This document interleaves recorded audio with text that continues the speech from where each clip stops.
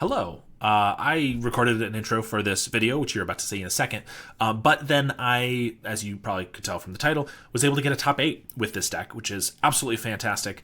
And I wasn't necessarily expecting that. I've put 2 videos of this deck on the channel already, and I have 2 more videos along the way that I've recorded that haven't been onto the channel yet, showing my progress to get to this deck list right here. So there's a bit of a jump there, and then in the next couple weeks you'll see more videos showing me getting to this list. But yeah, just want to let you know this is the deck list that I've settled upon and been very, very happy with so far.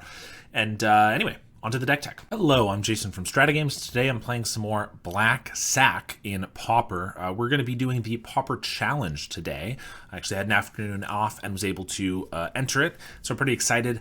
I've been playing this deck a lot, pretty obsessed with it, and this is the list that I have finalized at this point. I'm not convinced that everything is perfect or anything by any means, but this is what I've been liking so far. So what this deck looks to do is flood the board with a lot of sacrificable creatures, sacrifice them to our various effects, and grow a bunch of our creatures along the way, and ultimately attack our opponent to win the match.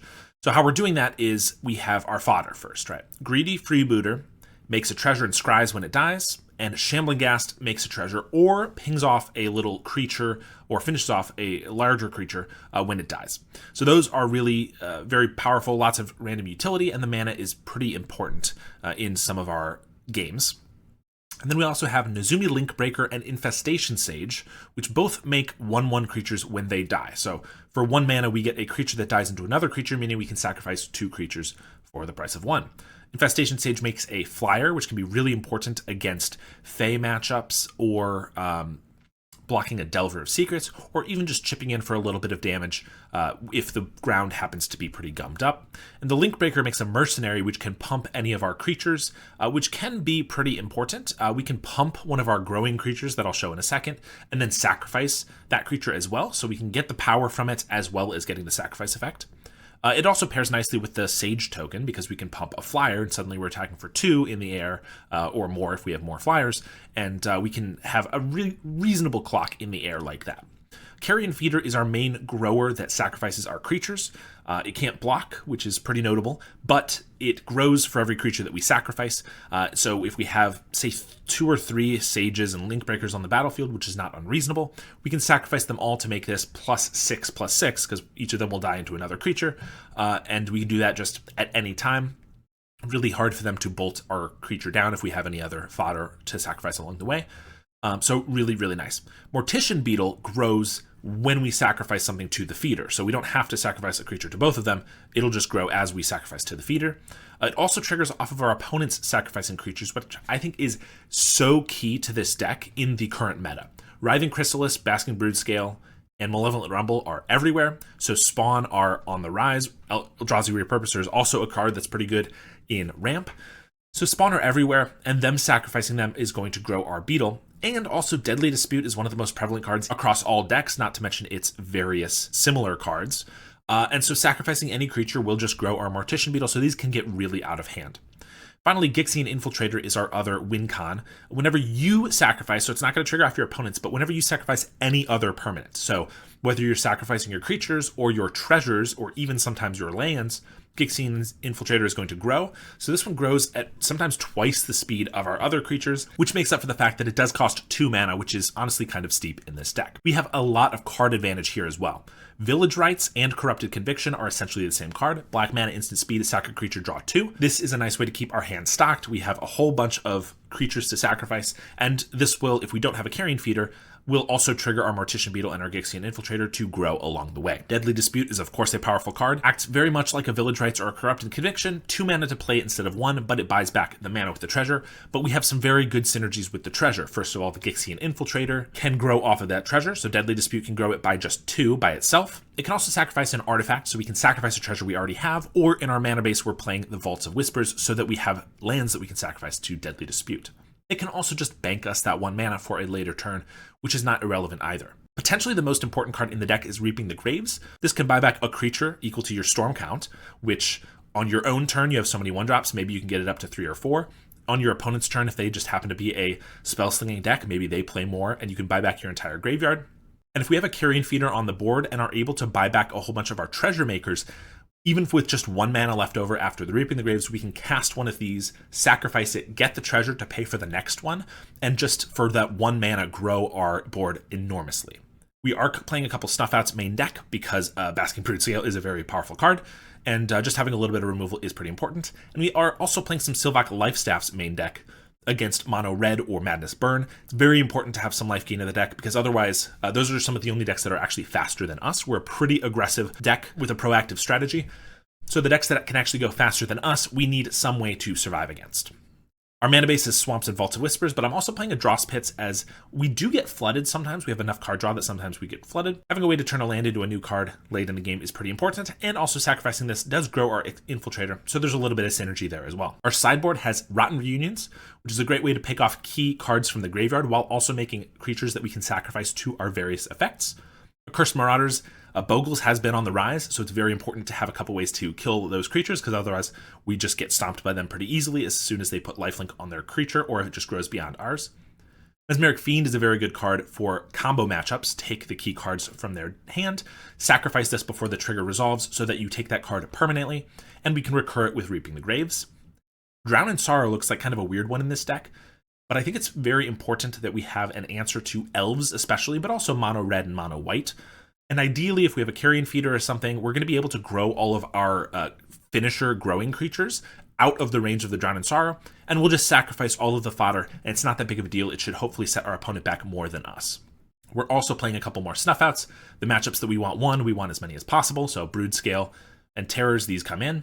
And we're playing a couple more Lifestaff's Sane Reason. In the matches that we want to find one every single game. So this deck has been tons of fun to play, and I'm very excited to try it in the challenge. Here we are, round 1, and we start off strong with no lands, and a mulligan that one. And this is not a great hand either. We have 3 lands once we put 1 back, which is not great. 3 creatures that are all fodder, no sack effects, no card draw. I'm not sure this one's keepable either. Opponent also mulls to 6. I just don't think this has a proactive enough game strategy. We need to draw one of our sack outlets, which to be fair is 14 cards in our deck. But if we don't draw one of those in the first couple of turns, we're just going to be too far behind. We need to be very aggressive, and I think it's pretty reasonable to expect a better 5-card hand, so we are going to go down. Opponent also joins us at 5, which makes us feel a little better, but this is not the hand I was hoping for. Even if this beetle was just some sack fodder, I'd be more comfortable sacking it to the Deadly Dispute. I think we have to keep this one because we simply can't go lower. I think we're getting rid of 2 swamps, trying to keep our valuable cards, and ideally we will draw one of our fodder creatures. Specifically, I think we want the ones that make extra guys, but anything so that we can sacrifice something to this Deadly Dispute that's not a Mortician Beetle would be great. So we're going to play Beetle, and we're going to pass. Opponent on Twisted Landscape, so could be Jund Wildfire or Broodscale. I think those are the main 2 decks. Carrion Feeder's not a bad draw, but not quite what we need. I don't think I'm Deadly Disputing this Vault of Whispers, at least not until next turn, so I think we're just playing the Feeder, attacking for 1, and hopefully we draw something good. Tree of Tails tells me probably Golgari Broodscale is my guess. Swamp. That makes me more comfortable to Deadly Dispute this Vault of Whispers, so I think we're going to do that. Try to find something pre-combat we can play, like a Freebooter. Play that. I can sack it now. I could also play a Feeder and just attack for 6. I think that'll still leave us with Reaping the Graves mana next turn. I think against Broodscale, we want to go as fast as possible. So I think we are going to do exactly that. And 6 damage this turn's not bad. Dross Pits. Okay, so play a Carrion Feeder. Next turn, we just play a Pits. We can still hold up a Reaping the Graves. I think we could do better. I think any creature is going to be better than this. Player Carrion Feeder. Attack. Sack the Feeder. And this is just under a 3-turn clock here. They do have a mountain, so they are full Jund. Usually I don't see the Tree of Tails in the Jund, but they just play a Nightblade. That doesn't stop these, but it could give them some extra value. We still get a Swamp. So I could buy back a Freebooter, and then we attack for 8, which puts us on a 2-turn clock, even if they gain up to 3 life. Freebooter also scries. Either that or we wait a turn. They might play something. We can Reaping the Graves both of these back. We've already hit for 6 here, down to 7, and then we can attack for 10 next turn. I think that might be a little better. They could get stuff to start chumping, so it's possible getting in for the damage early would be better. I think since it's roughly the same clock, we're just going to hold the Reaping the Graves and try to get an extra creature off of it. And there's no way that we could pump it up enough this turn to force the Nadir's block. If we could, we would definitely do that. Any creature that they lose is an extra piece they have to find. They take the damage, and we're going to pass to them. Fortunately, even if they play 2 spells here, we don't have anything to Reaping more beyond these 2 creatures, and I'm not willing to sacrifice one of these to themselves to just buy it back for an extra trigger. We want to diversify our threats as much as possible because any Spawn or Colony Garden token that they get is going to be a chump blocker, so we want to have multiple threats if we can. They are just passing, so my guess is they have a Deadly Dispute or Insight when they chump with the Nightblade. So I'm going to need to play at least one creature to force that block. So do I just Reaping now so I use my mana for a freebooter? If not, and I don't draw anything, I'm going to just have to play it on our turn. Whereas if I draw just any old creature, I mean, I hate 3 mana for a Raise Dead, but I think we got to do it. Buy back the freebooter. Another Beetle's not bad. There's no reason to hold our cards here. I think we just play these both so that the Beetle grows alongside the other creatures. Attack with the team. This is currently 6, but they block the Beetle. I could sacrifice 1, 2, 3 to it. To this guy to be 6 damage, which is not lethal, plus they could have a Tamiyo's or something, so we are going to sack the freebooter here to pump the Carrion Feeder. They are going to Deadly Dispute, which is going to grow our Beetles. They smartly blocked the Beetle that was attacking, so Carrion Feeder, not what we want. We're hitting for 4 here, which means they're going down to 3. We already have 3 lethal attackers, excuse me. So if this made one of them lethal that wasn't, I think we'd keep it. But since they're already all lethal, I think I'd rather try to get a different card. They do have 7 cards in hand, so ideally they don't just have the combo. We haven't really been able to play around that. Didn't have a snuff out or anything. Nice, we were able to get there. We both mulled to 5, so even playing ground there, but I do think our deck is favored from that. You saw we had a pretty reasonable opening hand, considering, or we did draw into the feeder, which was very important for that game rather, but Broodscale needs to assemble its pieces, so having fewer cards is definitely worse for them. This is a match where we get our snuff outs and our fiends to try to kill the Broodscale or just remove it from their hand initially. Definitely take out life staffs because our life is irrelevant in this match. And 4 more cuts. Usually we go with freebooters. Any match where the Shambling Ghast picking off a 1 toughness creature is relevant. It's better than the freebooter, I would say. And this is certainly one of those. Even just taking off an Eldrazi Spawn or a Colony Plant that can chump is pretty important. So I think we're getting rid of freebooters and then 1 more card. I like keeping as many of the sack effects as we can in the Corrupted Convictions, especially when we bring in Mesmeric Fiends, because it's really important we have a sack effect right when we play the Fiend. This is one where they're not killing our creatures very much, so it's possible that a Reaping the Graves isn't bad to take out. They can still be really powerful, especially with the Mesmeric Fiends, though, so maybe we go down like a Link Breaker. We are bringing in 4 fodder creatures, so I don't mind taking out 4. I think this might be okay. We'll give it a go. This hand looks pretty solid. We don't have interaction beyond a Shambling Ghast, so if they have a fast start, it's going to be tough, but I think we're going to keep it. We do have the Beetle and Infiltrator to grow. We have a Village Rites as a sack outlet, and we have some creatures. They're just going to play a plant. I think in this one, I'm playing Beetle first, Infiltrator second, and then turn 3, I can start sacking. So a couple turns to get our creatures to start going, but then they're going to start growing pretty fast. And also the Beetle down early is nice if they go with like a Malevolent Rumble here and then use their spawn for something. They just play a Landscape and sack it, so I like that. No 2-drop. Also get a Swamp. Of course, I could just play a 1/1 and then Village Rites it for a counter here, but I think we want the counter on the Infiltrator as well, so we'll just swing for 1. Swing in for a little damage and play the Infiltrator. They have a Tree of Tails and pass, so that's probably a Deadly Dispute. I think we're just playing a Sage, playing Village Rites. Doing it pre-combat to see if we draw anything else, like a Carrion Feeder, or we draw 2 cards. Deadly Dispute and another Infiltrator. Can't play that yet, so nothing else we can play to sacrifice.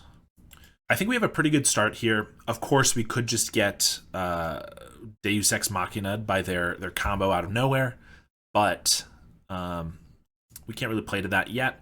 They do sack the spawn, rather the plant, which gives us a buff on the Beetle, which is nice.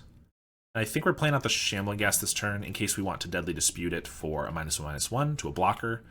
There is a real possibility, especially if we top deck like a Carrion Feeder, that we could have lethal next turn. They're at 16, which is a lot, but these both grow from every creature sacrificing, and if we had a way to sacrifice both of these, that's already 10 damage. With only 6 more, a feeder plus both of these would definitely be lethal, and then the Shambling Ghast could pick off one toughness creature if that's what they have. So it's not out of the realm of possibility that we could have a turn 4 kill here, but we would need to draw pretty well. One of our 4-ofs. They start with the Deadly Dispute. That seems good to us. That means that they are still looking for cards. Then they go with a Broodscale, but instantly pass. So no Glee. They could have a Tamiyo's Safekeeping. We just get a Swamp. We definitely want to Deadly Dispute this turn because we want to find Snuff Out potentially. I don't think we're going to be playing this Infiltrator this game. It's just too slow at this point. Like, I could play it and a Deadly Dispute. We only have 1 mana left, though. We don't really need another creature to win here. Could play out one of these and then Deadly Dispute it, which gets a counter on the Beetle as well. I think that's probably better. We still have 2 mana afterwards. Yeah, we do need a Carrion Feeder pretty bad to force a chump. A Carrion Feeder and a Snuff Out would be amazing, because if they'd have to chump, and then if they have the Tamiyos, we can still kill it. But we'll see what we got. Deadly Dispute the Sage. Hope we don't die next turn. A Fiend isn't bad, except we don't have a sack outlet now. So I might just have to play it just to try to take a card from their hand. I think we have to. So we're going to attack for 10. If we're lucky, they chump here because they're scared we could have a way to deal lethal, but they don't even think about it. They take 10, and we're just going to run out the Fiend, because if they just have a Sadistic Glee, we can take it. I guess I maybe should have done it earlier for that, but I didn't want to tip our hand early. Usually you want to only do this if you have a sack outlet, but the fact that we could just lose is pretty bad. Okay, so they don't have the Glee. That's the good news. They do have a Witness. I don't think that's relevant. They have another Broodscale, so we're not taking that. And then they have a bunch of card draw and a Nadir's Nightblade. So I think we take the Nightblade, because even if they find the Sadistic Glee, they still need an outlet for it. Whereas if we take any other piece, they just top deck the Sadistic Glee and they win. Or not even top deck. They have a couple extra draws. So yeah, I think it's definitely a Nightblade. And if they don't get really lucky, we, I think, are gonna have a good shot at winning this one. I will say they have enough blockers without us getting removal that we might not be able to actually kill next turn. Because if they throw this away, block here, have adapted, make a guy that blocks here, we can only get in for 3 or 4, but we're not attacking with this. If we get a sack outlet for the Shambling Ghast and their only creatures are this and the Spawn, we can pick off the Spawn, so we might be able to get in that way. But if we don't, we might not have as quite a fast of as a win as I was hoping. I don't regret not playing the Skixian. We needed the card draw, and I think we needed the Mesmeric. They had 7 cards in hand. For all we know, they could have had it. They wouldn't have played the Sadistically last turn because they didn't have any way to actually set it off. So it's totally possible that they had the full combo in hand and just didn't have the mana to deploy it. Start with the Deadly Dispute on their land. Got to keep as much mana as possible. Play their forest. They find a Chrysalis. That's unfortunate. That slows down our attacks pretty substantially. I guess our Beetle and our Infiltrator can still attack in. I guess our Infiltrator trades if we don't have any way to sack anything. But our Beetle grows with the Spawn. But they can also just chump with Spawn, so not a great one to see from them. And we just get a Sage. Yeah, that's going to keep them alive for sure. Oh, if we attack with this Infiltrator and they adapt Broodscale with mana and a Spawn, then they can grow it out of... They can eat it with the Chrysalis, which they'd have to plan for that. But that could be good for them. I think we're attacking with this Ghast to get a treasure to grow these, but not confident this is going to go as well as I would hope. I think we just jam with everybody except for the Fiend. Block an Insect, and they chump these 2. That's kind of what I was expecting. Still deal them 2. Not irrelevant, but not as much as we want. Sure, let's see if they sack the Spawn. I assume so. Yep, looks like they have... well, yeah, we know they have an Insight. Probably sacking another Spawn. Does make our Beetle lethal. I guess it's already going to be lethal because it's 2 damage here. Well, we are playing out all our guys, since they're all pretty reasonable here, and we're holding this Swamp to bluff a Snuff Out and hoping they don't draw anything. They are still pinched on mana for land. They do have 5 unknown cards, though, from when we Mesmeric Fiended them a little while ago. They start with a Wellspring, tapping out a black. I feel like they gotta have a Swamp in hand then. And they concede. Oh my gosh, we were able to get there. I was getting worried. They drew so many cards at the end there, but they didn't get anything. They could adapt this Broodscale, and then they would have 3 blockers, block, block, block, or rather block here, but then we had 5 damage on them. Even if we leave back the Fiend, that's lethal. So yeah, we were able to take down match 1. All right, round 2 here. Get a 1-lander. Those are sometimes keepable, but we don't have any 1-mana sack outlets. And so we have a gas, but we don't have any way to for sure make treasure. So this could just be turn 1 beetle, turn 2 beetle, turn 3. Like, it's just not going to do enough quickly, unfortunately. So we're going to go down. This one's, I mean, we got both our snuff outs. If snuff out's relevant this match, as in against Broodscale or Terror, it's going to be really good. If not, it's going to be really bad. But I think it's keepable. I think we're actually getting rid of 1 snuff out, keeping the sages, and going to deadly dispute a sage and hope we find some more good cards. So I don't love it. But if snuff out is good in this match, this hand could be pretty decent. Could be Broodscale again, so maybe the snuff out's good, in which case obviously we're sad we got rid of the other one. But if we were against Kuldotha or something, having 2 snuff outs in our opener would look pretty terrible. So I'm going to guess Broodscale. It could also be Jund Wildfire, in which case I don't know. I'm going to start with the Beetle, though. Against Broodscale, you want to go as fast as possible from turn 1. And so I'm going to... Garden makes me think it probably is definitely Broodscale, so I'm going to just assume that's the case. Shambling Ghast leads me to believe that as well. Problem here, just with a swamp, is that our Beetle is a 1/1, and they can Shambling Ghast to pick it off, and we don't have a way to sacrifice anything to prevent that. We have this Deadly Dispute, but to be able to play it, we'd have to play our Vault of Whispers and use it on that, which is pretty bad. I could just play our Swamp out and hold up Deadly Dispute, so if they try to kill this, I can sacrifice it, but I don't think that's really that good. In fact, it's our only sack outlet, so I kind of want to turn these into flyers, so I think we're just having to, unfortunately, play these sages, hope they don't sack this to kill the Beetle, and Deadly Dispute on our turn. But that seems like a tough play. Other landscape. They are going to pass to us. That's good. We have Deadly Dispute, which means we can sacrifice one of these to grow the Beetle. Oh, I forgot. I forget. Mortician Beetle grows in response to the sack, so they try to shrink it. Oh, but because they're waiting till our turn. So yeah, they're doing this right. If they had sacked it on their turn, our Beetle would have grown beforehand. They're trying to do it in this way. This is actually pretty good for us. Because we have the dispute, we're going to be able to grow so it'll survive, plus we get the counter from them. So even I get tripped up sometimes because this is a little weird. But yeah, so we're going to be able to keep our Beetle, which is absolutely fantastic. Village Rites and Carrion Feeder are great draws too. Another Carrion Feeder, less great. So I can play a Feeder here, attack, and if they don't block, we can get in for 1, 2, 3, 4, 5 if I really wanted. I think we'll probably just do like an extra 1. Well, we're going to play this Feeder. We want to save something for this other rights. I think we are just playing out another Feeder, though. Attack. They're taking it. So, do I sack a token?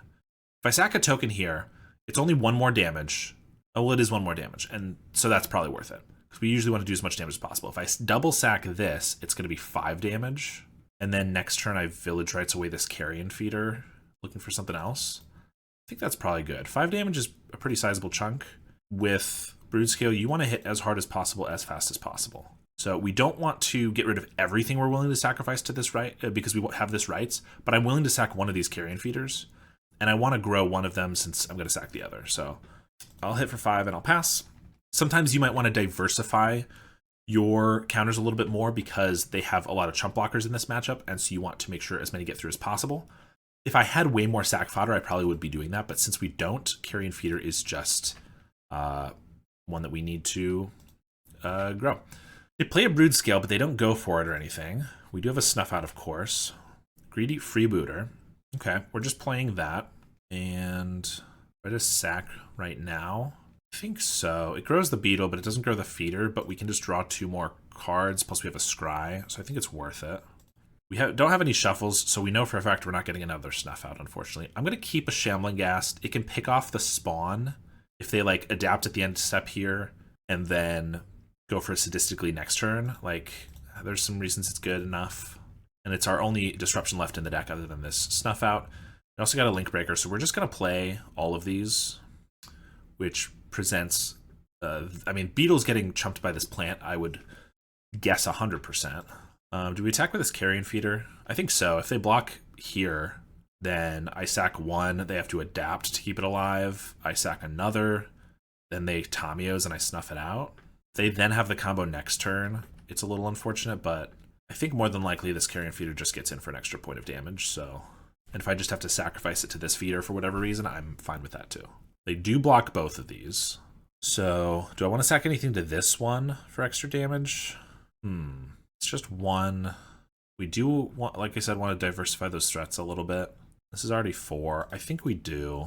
This has become a real card, and we have fodder for if we draw more Village Rites that I think hitting in for, I guess, just 2 damage, because if we get a Village Rites, this one we might have to sack for some other reason, and Village Rites this, so I guess we'll just get in for 2. They Deadly Dispute the plant. That's fine. Grows the beetle. And eat the Broodscale? Or now they could Tamiyo's and have another Tamiyo's if we go for a Snuff Out? Yeah. I mean, they have the ability to do another, so we gotta just wait. And if they have everything that they need on their turn, they're gonna win. But the right call here is to wait until they do some more stuff on their turn, spend some mana. Also let them potentially trip up. Like if they adapt first, for example, and then go for a Sadistic Glee, I can just pick off the Eldrazi spawn. It's a Wellspring, okay. That's good, that means they're still looking for stuff. Insight the Wellspring. Cool. 4 mana, 2 card, draw 4. Kind of like a Brain Surge. Play a land. And they rumble here. Okay, they're still at 15 life because they gained 2. So I don't think killing this is going to do it. Oh, but if they've already played a land, right? They played Twisted Landscape. So we should be able to snuff this out, ping off the spawn, and then get in for lethal, I think. They found a Glee. They don't have any more mana. So I think we can get there. Unless they have some weird free or colorless spell. Corrupted Conviction. This is 9, 13, 15 right here. So let's go for the draw 2. Ping off the spawn. And we will snuff out the Baskin Broodscale. Play this Link Breaker and attack for lethal. All right. Nice. That snuff out. Keeping one of them was amazing. Obviously, keeping 2 of them would have been a little better since we knew what we were up against, but it worked out in the end. They did have Twisted Landscape, of course, but I don't think we saw any red lands. Not sure if it's Jund or not. I think Golgari's been a lot more popular recently. I think we're on the same game plan as last time. Bring in Snuff Outs and Mesmerics, take out Life Staff, Freebooters, and Link Breakers. I think this is how I have been liking this matchup so far, and I've been playing against a lot of Broodscale since it's pretty prevalent in the meta right now. All right. Generally, I think you want to start with one of 2 types of hands, and that's disruptive or aggressive against Broodscale. This hand looks disruptive because we have the Snuff Out and a Mesmeric Fiend, although no way to use it until turn 3. But we also have a Ghast, which is minorly disruptive. We can play Ghast on 1. Turn 2, we can Village Rites it, and if nothing else, make a treasure. I think this is okay. It's not amazing. We're really missing a land, but hopefully this Village Rites can find it for us. If they duress us here, it gets a little worse. Because they take the Snuff Out, and suddenly we need to find another one. Yeah, don't like that. Deadly Dispute, not quite what we need. We got to start with the Ghast. I want to be aggressive as well, but we don't have the aggressive hand. We have the disruptive hand. Well, still somewhat disruptive. Wellspring from them. And that means the Mortician Beetle's not growing at a very fast rate. We need to find our lands, so we want something to sacrifice to these Village Rites, and that's a Shambling Ghast. Another Ghast is fine. Always get in for damage when you can. Even 1 point of damage can make a big difference. So we know we're sacking this to a Village Rites, digging for our land, getting a treasure, so might as well ping in for 1 first. We found our swamp. That's great. So I could play a beetle. I could play 2 beetles, and the next turn I could play a Shambling Ghast, Village Rites it. That's not terrible, but if they have the fast start, I might want to save this treasure so that next turn I can Mesmeric Village Rites, which means I can only play 1 beetle right now. I think we're going to go with the beetles. We all live in a yellow submarine. Because the following turn, I'd have to find another 1 mana removal sack spell for the Mesmeric Fiend. I think, though, the fact that we can get 2 beetles growing here is pretty good. So we started with the disruptive hand, lost the Snuff Out, and then drew into the beetles. So we're kind of trying to shift to an aggressive play here while still having the Mesmeric Fiend ideally in a turn or two. If we draw a swamp here, perfect. We'll just slam the Mesmeric Fiend and Village Rites it. We still get the trigger we want, and we get a card from their hand. They play a Nightblade, which isn't bad. It's not going to hold us off too much, Sage, because we can play the Ghast and attack. If they block, I can Village Rites the Ghast. These go to 2/2s and then ping off the Nightblade. So I don't think they'll block, which means we'll then just sacrifice it normally. Not normally, but we'll sacrifice it for a treasure. So this way we can still get in for 4 damage. And I think the damage is really important. If they don't see it and go for a block, perfect. Or rather, if they are willing to make that trade, fine too. But losing a Nightblade is... this deck doesn't play out a Nightblade unless it's gonna win or it's desperate for a blocker. And clearly they're desperate for a blocker because there's not really another reason they would play it. So since they're desperate, that means they don't have a lot else going on. Like if they just had a Deadly Dispute last turn, I think they would have played that. So I think this is pretty good. Snuff Out's a great draw. Now we can play a Sage, but that doesn't really do anything because it's not attacking and this treasure's only 1 mana either way. So I think we pass. If we're lucky, we draw a Swamp next turn so that we can Mesmeric Fiend Deadly Dispute. If not, we play a Sage. Oh, they have another Duress. Well, that's timely. As soon as we got our Snuff Out. Can't do anything about it. We can't snuff anything out on the board, even if I wanted to hit our own guy. I guess they could take a Deadly Dispute if they are not close enough to the combo that they just need to slow us down. Taking the Dispute might be the right call, and they did. So that's... It sucks that we don't get the Deadly Dispute because we want that, but it's a good sign for us that they are not in a position to go for the combo anytime soon. Speaking of, you don't waste a Glee on a Nightblade unless you really need to. Now, of course, this grows at the same speed as Mortician Beetle, even a little faster, because any creature that dies, not just sacrifice. So if they chump, it's going to grow. Vault of Whispers. Oh, we had that Deadly Dispute. So now what do? These are just 2/2s, and they're just going to be 2/2s. So we can crack in with them. Worst case, they block, and they're not afraid, and they block, and this grows. I think I'm okay with that. They clearly don't have much going on in hand. So do I play a Mesmeric Fiend just to like take something and see something? I don't think so. They don't have any card draw. Otherwise they'd be playing that over a Glee. They probably just have like a land and another Glee maybe. Or another Nightblade. They probably would have played that though. I think we're just slamming down 2 Sages. Let's see. They know we have a Snuff Out in this Mesmeric Fiend. So we'll hold this Vault of Whispers. Yeah, so we can attack in for 4 here. Chances are they don't block with a Nightblade because they're worried about a Village Rites or something. In fact, they know about both Sages, don't they? Yes, they do. Okay, they do block with the Nightblade. They actually don't block with a plant. Interesting. Still take 2. I'm fine with that. Maybe they have a Tamiyo's Safekeeping as one of their last cards. So if we did grow it, they could just Tamiyo's. Oh, it grows along with our guy dying. So there's actually no way we can outgrow this. That is potentially problematic. We're going to play the Sage. They know about our Mesmeric and our Snuff Out. We'll hold the Vault of Whispers just as a little extra bluff. I mean, good news is they're not probably comboing soon. Colony Garden. There's a Broodscale. Interesting. So they just drew the Broodscale because they wouldn't have played this sadistically here otherwise. Well, they know we have the Snuff Out, but they could have dressed it away. I don't know what's going on.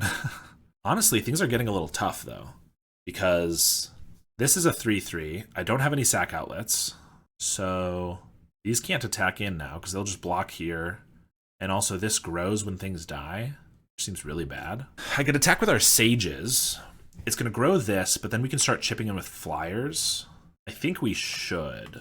It's unfortunate we don't get to just sack them. But if they can't attack with this, so I don't care how big it is. I don't have any way to remove this either. So that's just there unless they chump with it eventually. I think we got to start getting some flying going, though. So that if we are just in like a top deck war, we can at least chip in with Flyers. That is our current game plan. Yep, they do get to just eat these. I could have killed the Broodscale pre-combat. I don't think I need to. Well, I will say, if they have a Tamiyo Safekeeping at hand, all they need to draw is a Sadistic Glee, and they have killed us. So actually, if they go for an Adapt at the end step, I guess we snuff out the Broodscale. Yeah. Yeah, and they didn't. So, because if they have the Safekeeping, we actually need another removal spell. They just play a land, though. So that was either what they had, or they just played it. I could also play a Mesmeric Fiend to see if they have the Tamiyos. We're just drawing lands. Well, yeah, so I think I need to go for a Mesmeric Fiend, because it's not just top deck a Sadistically, it's also top deck a card draw spell, draws them 3, then they find the Glee. So I think we're just going to play this Mesmeric Fiend out. I know I don't have a sack outlet for it. It's not great. I'm just assuming there's a Tamiyo's here. I think I have the read on that. Indeed. So they cast it just to gain 2 life. Also stifles an attack this turn. This means we can sacrifice the Mesmeric Fiend later and not feel bad about it, though.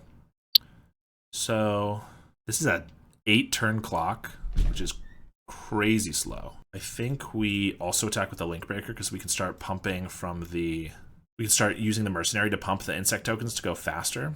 Block with the Nightblade, and we'll pass. Top deck Wars, they adapted Broodscale. Can't do anything about that. That's going to happen.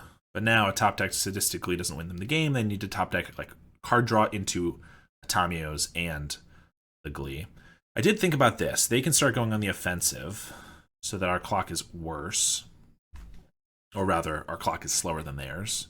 Plus there's grows with this each time. I think I double block Beetles on this Broodscale to slow down their clock. The Beetles don't look like they're going to be too relevant here. Could just snuff out the Broodscale, but I think we save it. And I think we leave this for now. We'll wait until it gets a little bigger and start jumping. I know it's growing here. I could snuff it out, although we take 5 then. And then the Beetles can start attacking. Beetles are going to be attacking either way. My concern is they drew another Broodscale. They can play that, adapt it, and these Beetles can't attack in anyway, which means I'll need to snuff out for that. So I'm just going to do this. It does grow the Nightblade by 2. To be honest, we're not in a great spot. Like, this is more problematic than I thought. There is another Broodscale. Yep, so that's why we have the snuff out, so we can start attacking with the Beetle at the very least. Deadly Dispute, phenomenal draw. Okay, so we're going to sacrifice a treasure, or do we want to grow this Beetle so it can go up against this Broodscale? No, because we want to chump with that, but I don't want to wait because we could draw something good. So we're going to just go with this treasure. Another Beetle, another Feeder. Pretty good, honestly. Play these guys out.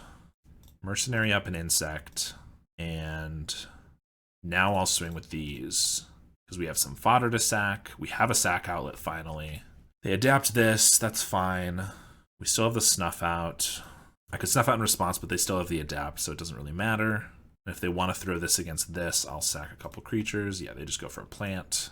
No reason to sack anything now then, so we'll deal with them 3 in the air. They do, of course, drain us with each token that dies. They found a dispute. So, question is, should I kill this Broodscale in response? Because if they draw Tamiyo's and a Sadistically, we'll just die. If they draw both of those, well, if I snuff it out and they draw a Broodscale and a Sadistically, we'll just die, but they have more likelihood of drawing a Tamiyo's safekeeping. So I think yes. I don't know for sure.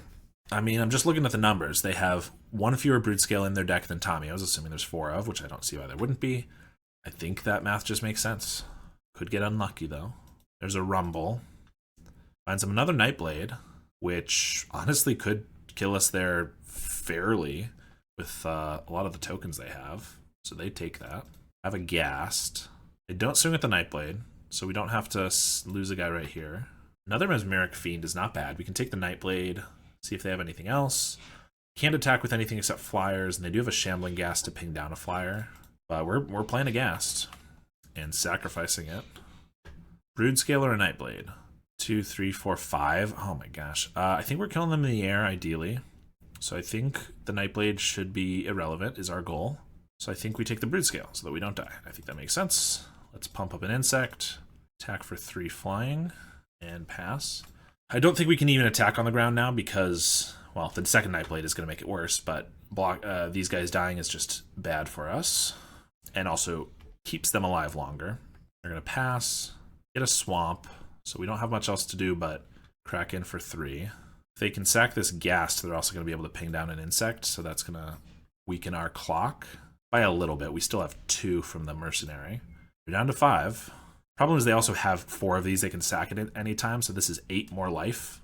So they're virtually 13, so it's not as close as it looks. Plus that means we're at a virtual 3, which means they only need 2 more spawn or treasures to win the game. So like a Deadly Dispute on this plant would actually kill us, I think. They're going to pass. We get another Carrion Feeder that doesn't do anything we really want it to. Attack for 3 in the air. I'm going to leave the Carrion Feeder in hand. I don't think it on the field does anything. In case we draw a Reaping the Graves, it's better in hand for the storm count. They have another Ghast. Okay, I can live with that. They attack with this ghast. Yep, smart that they started doing that. I can't let them kill an insect. If we take one, they only need one more thing. So do I block and sack? Oh, also a dying makes it treasure, which could also ping us for a bunch. Which means that these both are going to start attacking. So I guess I take one, but then the moment one of these dies, I lose. That seems bad. Yeah, this is a tough spot. I think we'll take one. I don't know if I don't know which one of those is the right call, but they both seem pretty bad for us. TBH. Snuff out doesn't do us any good at all, fortunately. Does not kill what we need it to kill. We'll attack for 3 here. Here's where they sack a spawn or a treasure. Yep, to stay alive. The only thing Snuff out kills are the creatures that they want to die.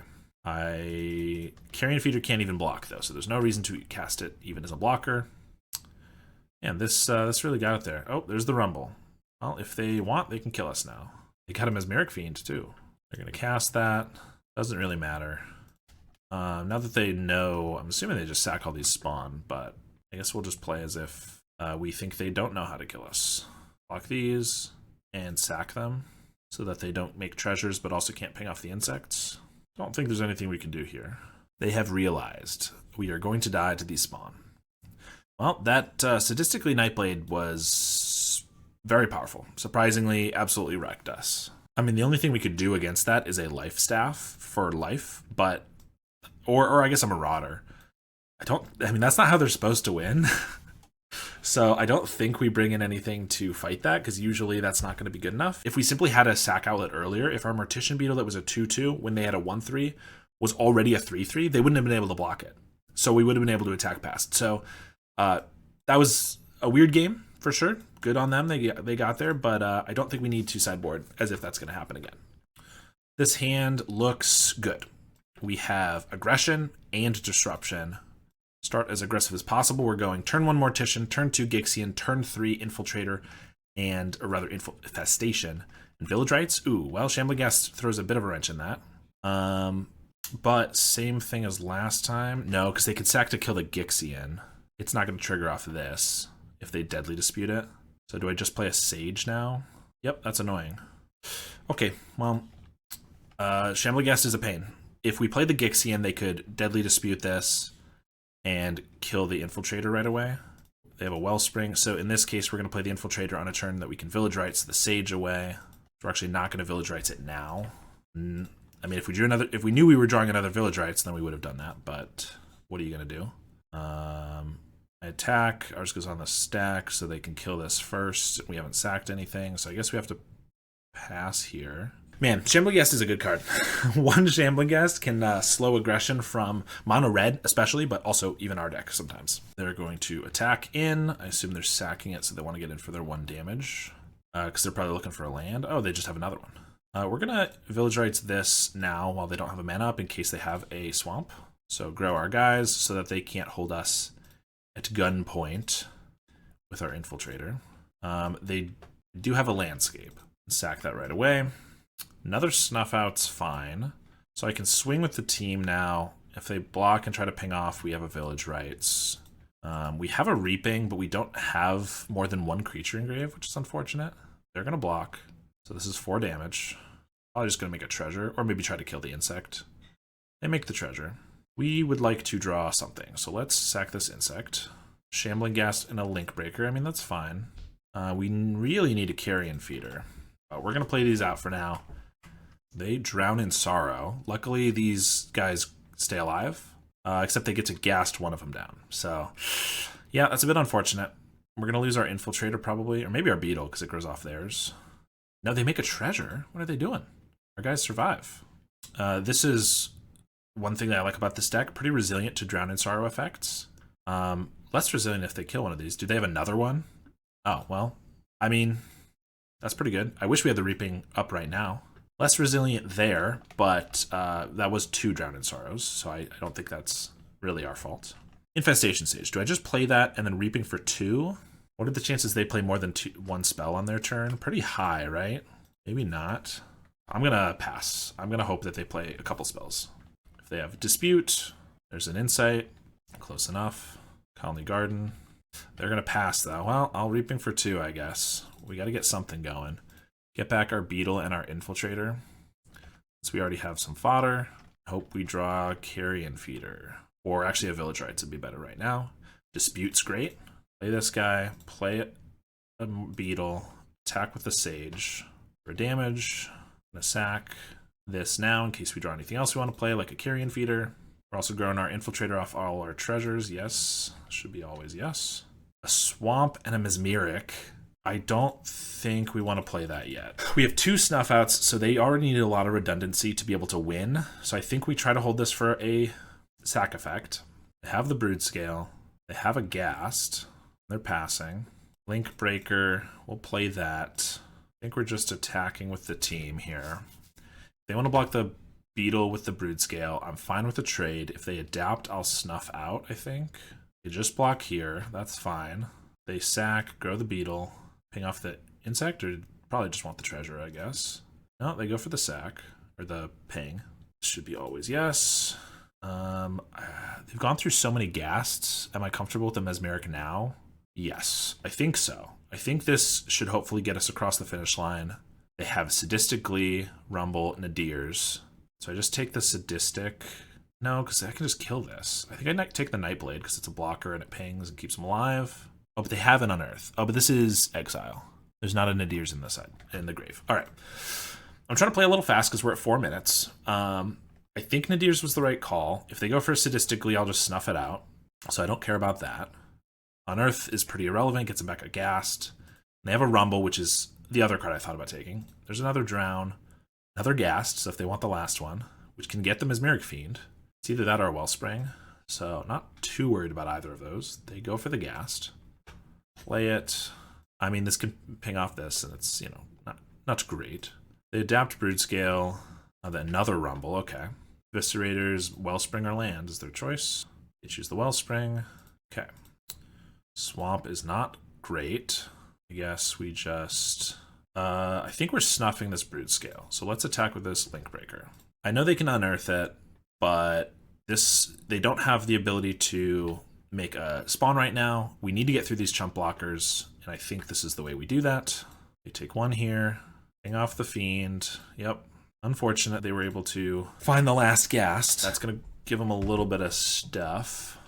A little bit of life, that is. They start with a Wellspring. Colony Garden. I guess if they have a Duress, they can take our last Snuff out. There's the Unearth. The Broodscale. They go for the Glee. We will kill it. I guess if they have a Safekeeping, they'll adapt in response. Okay. We know they have a Nadir's in hand. Something good would be good. Deadly Dispute would be a great draw. Carrion Feeder is fine. We'll attack. Block, block. So no reason to sack. Pass to them. Still know they have Nadir's. There's another Rumble. Find a Glee. They choose the Swamp, though. Interesting. Have a Nightblade, of course. Looks like they're holding up Eviscerators from the yard. We can get an extra power from this Mercenary, and the 1/1's not getting passed anymore, so we'll sack it on the end step. Snuff Out is irrelevant, I think. Pump here. So we can snuff out one of these, but that's not a big deal. They're not dead this turn for sure. So we're just going to do this. Attack with the crew. We're going to block these 2. I guess they're eviscerating this. So yeah, they want to keep this around. They gain a couple. Of course, our Beetle does grow. Insight the Wellspring for 3 cards. They're at 9. And they're just going to pass. Okay. I don't know if that's good or bad or terrifying. I don't know. We get a Beetle. I'll play it just in case I want to sack stuff. Swing with the team. Probably Tamio's the Nightblade is kind of my guess here. We could sack 1, 2, 3, 4. That's not going to be lethal, so we'll just let them do what they're going to do. Yep, they got the Tamios. I can't kill it. I could sack this Mercenary, but that's just as much damage. It's 1 more this turn. Might be better. They have a Landscape. We're going to keep it, I guess. Another Insight for the spawn. Grow our other Beetle. Get him down to 9 again. And we'll pass. See what they got. Vault, Wellspring. We've only seen 1 Broodscale so far. That's crazy. We've only seen 1 Tamios as well, so they could definitely find the combo here. There's a Broodscale. We've seen at least a couple Sadistically as well. I guess we try to kill it in response. And then if they have the Tamios, we are dead, I think. They do. They adapt. And we die. All right, let's see if we can play against something other than Broodscale, please. Get a mulligan. We got a mulligan again, unfortunately. This hand's not great, but on 5, I guess we have to keep it. I think we need our creatures too badly that I'm going to get rid of this Snuff Out and just hope we don't play against Broodscale. Colony Garden does not inspire me with confidence. Let's play a Mortician Beetle. They play a Landscape. Get a Swamp. I will... Do I just want to ping off this plant? I think so. Just on the off chance they don't have anything to Deadly Dispute other than it. We get another Snuff Out. Amazing. Oh look, it's a Broodscale. We're drawing terribly. I mean, I'll offer a trade, and if they try to combo the next turn, we'll snuff it out. They did miss their land drop, which helps. They're just going to pass. Amazing. We don't have enough going for us that I'm just going to attack with the Beetle, and if they block, I'll be fine with the trade. If they go for an adapt, I will kill the lizard with the Snuff Out. We're going to hardcast it because we can, but not really where we want to be. They just take it, and I'll pass. I'll just snuff it out if they go for an adapt on the end step. Again, they clearly... killing the plant was the right call, I think, because they need something to Deadly Dispute. So if they make a plant, or rather a spawn, that would be something to dispute. So let's just keep them off fodder. They rumble. Probably take this Colony Garden, I would guess. Unless they just drew a land and suddenly don't need any more. They do take the Nightblade. We get a Deadly Dispute. I'm gonna use that right away on our land. We have too many lands. Yeah, I'd like to grow our Beetle, but I think we needed to get something. Well, those are not the cards we need. I mean, Draw Pits is better than a land that doesn't draw us a card. Draw us? Like, draw us Pits? And I get to attack for 4. They also didn't play a land, so taking the Nightblade seems interesting. But I guess if they're just have, like, Broodscale, and sadistically, they can maybe just go for it in, like, a turn or two. They're down to 10. Unearth the Broodscale from their grave. Fair enough. No more black mana, though, for the Glee or the Nightblade, which is good. They can adapt this to a 3/3, can block either of these. Another land. Fantastic. Link Breaker is not quite what we need either. I don't think they're blocking with this. I think they're probably just taking 4 because they're not that concerned with it, as they probably shouldn't be. So I will swing with both. They just take it. I will play a Link Breaker and pass to them with nothing to do. They just Glee here. They have an infinite power attacker. We do have a blocker for it. But then they have a Tommy safekeeping, so next turn they can probably play this Nightblade. And we probably just die to that. Oh, they do grow our Mortician Beetle every time they do this. But that's unlikely to matter unless we had some way to trample over their spawn. We have a Rot Farm. Interesting. They don't attack, and we draw our 9th land. So we can't get in for lethal, they play a Nightblade, and we lose. Same sideboard, as always. I almost feel like I do want to try a couple of the Marauders in the deck, because there have been a surprising amount of games where they've gotten the Broodscale combo, or just a Broodscale on the board, or a Nadir's Nightblade on the board, because we put them under a lot of pressure, that I want to see if this is decent. It's also another sack outlet, which is not bad. For those, I'll cut Reaping and a Corrupted. Just testing this out, not sure it's the right play though. Alright, here we have too much card draw, 4 pieces of advantage, and we don't get anything till turn 2, and then we don't have anything to sacrifice if we don't draw something else.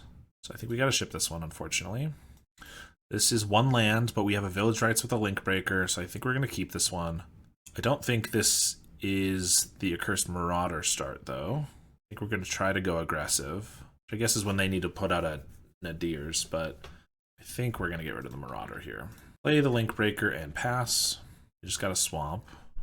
Vault is good, so I can play a Beetle and Village Rites to grow it. I think that's what we're doing, because otherwise I could play an Infiltrator, but... And then next turn I could Beetle Rites at the very least. That's actually not bad. Extra counter on a guy. On the off chance we draw, well not off chance, but if we draw a Swamp here, we could actually Fiend Village Rites, which isn't terrible. They get another Swamp, Wellspring. If we don't get a Swamp here, we're gonna play the Beetle, Rites the Link Breaker. We're looking for, I guess, another sack outlet and a Swamp so we can do Mesmeric Fiend. Okay, we got there. We lose a counter on the Beetle, but I think disrupting them here is pretty good. Can't really interact with their mana, but I guess if they have a Deadly Dispute and they don't have any green, this could actually be pretty good. So either way, I think we go for the disruption here. Take a card from their hand, draw another Village Rites and Deadly Dispute. They have double Broodscale, Glee, Deadly Dispute, and Insight, and another Swamp. So we don't have any removal, and they do have the combo, but they don't have a payoff. I think we take the Dispute. It's their mana fixing. It's card draw. Insight also draws cards. But if they can't get green, we're in a good spot. If they do just put Broodscale, Glee on, our game gets worse, so I could just take the Glee. We're attacking for 4 here. Next turn we play Mortician Beetle, Deadly Dispute, Village Rites. This is a tough call, I think. I'm going to take the Dispute. I'm not sure that's correct. We definitely could just die to them drawing forests, playing the combo, and then... I mean, they're not just going to play out the combo, because if we have a Snuff Out, it's bad for them, but we could lose to the combo in a couple turns here just because they have in hand. I don't know. They Insight the Wellspring and find a Rot Farm, so... Didn't hold them off green as much as I would like. You have to discard a card at end step, and they discard a Swamp. One more Swamp in hand. I should have left that because we knew they just bounced one. So they can combo this turn. They can assemble the combo. They can't activate it. Mortician Beetle. We get to hit for a lot here. Decent amount anyway. We're definitely playing the Beetle. Question is, do I want a Village Rites, a Shambling Ghast, or I could just Deadly Dispute the Vault. Play Mortician. I want to do this pre-combat to get all the damage from the Gixian. So I could Deadly Dispute Vault here. Get a trigger, then we get 1 when we sack, so we're hitting for at least 6. Pretty reasonable.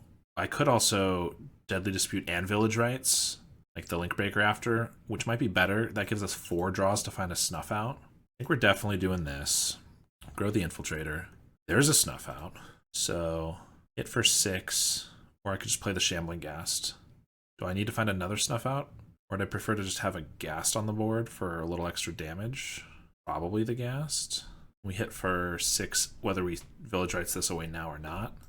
I guess we'll just play the Ghast and hit him down to 9. A Snuff Out and a Dream. And then also a 5-4 and a 1-1 and a couple more 1-1s. They play a Rumble. Find another Glee or a land. They might take the Glee just so they have... Yeah, they do. They have a backup set. We know they have 1 more Swamp in hand and 3 unknowns. Landscape. So 2 unknowns. We might be able to just win here, because if all they have is a Deadly Dispute for this, they can't chump, and we can hit them for lethal. In fact, we can just Village Rites the Ghast. We don't even have to use the Snuff Out. Sage, because that's a 5, 6, 7, 8 damage. 5, 6. Sack this will be 7, 8, 9. Okay, I miscounted. Yeah, so we do this. This should be lethal. If they have anything, we have more rights and stuff. Shrink the Spawn. Also, if they sack it to a Deadly Dispute, I mean, that should be fine anyway. I guess they don't have Tamiyo safekeeping. So that's nice. Mana for it, that is. Swamp. You can get a Deadly Dispute. Well, this is 9, so let's just attack and see if they have any tricks. Sack their Landscape or a Forest. 9 damage. All right, got there. So I think taking the Deadly Dispute was right, or at least it panned out correctly. They found the green mana pretty quickly that turn, but not having the green mana right away meant that they couldn't then play a Broodscale, and that we could have snuffed that out probably at any time. They wouldn't have had green mana to adapt, so it might not have made too big of a difference, but I think it worked out, even if it might not have mattered, or even if it maybe was even the wrong play. We didn't see Marauders, or rather we bottomed the one that we saw. I guess we'll try it again, see if they are any good. They do have Unearths, actually. Maybe I should have considered Rotten Reunions. Unearth's the only card, and Eviscerator's Insight from Flashback. It's the only cards that seem to be relevant. We haven't seen any Evolution Witnesses or anything. You want a aggressive or a disruptive hand, and this looks disruptive. We can turn 1 Feeder, turn 2 Mesmeric Fiend, and then turn 3 Mesmeric Fiend. Now, if they play a Ghast on 1 and then sack it on 2, they kill our Feeder. It's pretty bad. They mulligan to 6, though, so I think wrenching 2 cards in their hand is going to be really good. So we're going to try it. If they play a Ghast turn 1, we're just not going to run out the Feeder. We're going to have to wait till turn 3 to do this, and that gets pretty bad, admittedly. But the upside of being able to potentially do it on turn 2 and 3 is real strong. They're also mulliganing to 5, so 1 or 2 of these resolving might just cause a concession if they don't have anything left in hand. They start with the Colony Garden. Looks like the way is clear for the Carrion Feeder. I would love to not draw any more lands for the entire game. That would be delightful. Play a Swamp. Gixian. I mean, they've got a Dispute here, probably. So I kind of want to just attack for one. Chances are if they have the dispute, they're going to run it off, so they'll just play, they'll just chump even though it's only one, and then we can fiend afterwards. I think that's worth it. We could also choose to just play the Infiltrator and grow it as well. I think we want to get off at least one fiend on the off chance that they mulligan to 5, but got kind of like a god 5 where they can go off really quickly. They do block and go for the dispute. Yeah, so we're going to fiend and sack, see what we're working with. 2 Rumbles, Nightblade, Shambling Ghast. I mean, that doesn't look terrible. Also a Colony Garden. Kind of hard to take anything here because the Rumbles just find replacement pieces. But I think we just take the Nightblade since that's one of the pieces they already have and could be annoying as we've seen. They Rumble. Duress, they find either piece they want. Yeah, for a 5-card hand, this is pretty good. I assume they're going to take the Broodscale. Unless they specifically bottomed some of these, I think there's equal reason to take both, except for the fact that Broodscale does stuff on its own and Glee does not. Broodscale's honestly pretty decent. Yeah, they do take that. Pretty decent at just making blockers, as we've seen. So I could Fiend again. Deadly Dispute. I could Fiend again to take the Broodscale, especially if they just rumble into a Sadistic Glee. I might need to do that. Kind of want to Infiltrator here and then Fiend with a Deadly Dispute next turn. But we can Deadly Dispute the Vault, and despite their mull, I'm pretty concerned they could just kill us next turn. Not kill us, but have an infinite power creature, which if we don't immediately draw a Snuff Out is going to probably lose us the game. So I think we're going to Fiend again and take the Broodscale. They also drew a Deadly Dispute. Well, they are drawing all the right cards, but we will keep taking the combo pieces. Attack for 3. They take it. Play a Landscape. Maybe this makes them think twice about rumbling. Probably not, because I could just take the rumble, but they hit just a Shambling Ghast or a Swamp. Those are fine. Probably the Shambling Ghast, I would guess. Yep. They're going to just pass to us with the Deadly Dispute up. We got our Snuff Out. Well, that's fine. I'm not upset about that. Playing a Vault of Whispers. I think we're attacking for 3. We're going to get a chump from this plant, I assume. Nope, they'll take it. Run out the Infiltrator, and then we have a Deadly Dispute to trigger it. If they play a Ghast and they hold it up, then I can't really do it. So actually, we'll just Dispute now. If they hold up against us, they could potentially just Shambling Ghast this down, and I'd rather that not be an option. Plus, maybe we draw a 1-drop that's relevant, like a Mortician Beetle here. If it's fodder, it probably will just stay in our hand, because it doesn't need to be able to attack the turn earlier. Another Dispute, well, that's staying in hand. Crack their Landscape and go for a Dispute on the end step. Oh, they cast this Rumble, so there's a Ghast. We know one other Ghast. There it is. And now we don't know anything. Rot Farm. Bounces a Garden, probably, right? Yeah. Mesmeric Fiend. I mean, I kind of like playing that with a Deadly Dispute. I don't think I mind that at all. Take another card from their hand. Gotta have something non-land, right? Nope. They have only lands. Well, I knew they had one, obviously. But fair enough. I mean, that's good for us. They're in a bad position. We have a Snuff Out. Gixian Infiltrator. I could play the Sage to grow these guys. I guess if we attack with both, they could like try to ping down the feeder. Maybe I play the Sage to stay out of range of that. Yeah, I kind of want to save these treasures for the second Gixian, but I think just getting a Sage down to keep our feeder alive is more important. So we'll swing. A chump. Could sack this for an extra damage. I think that's good. I think we will do that. They're at 10. Play their Colony Garden. Pass the turn. Another Mesmeric Fiend. That's our 4th. That's pretty good. We're not going to play it now. They only have one unknown card. And if they didn't play it, the chances of it being instant speed are pretty high. So I think it's fine. But we will play this Infiltrator. It can grow by 2 pretty easily, even if they lose both their Ghasts. So I'm not too concerned with it. They're going to block with 1 Ghast and 1 plant. That's fine. Deal them damage. They're going to make a treasure.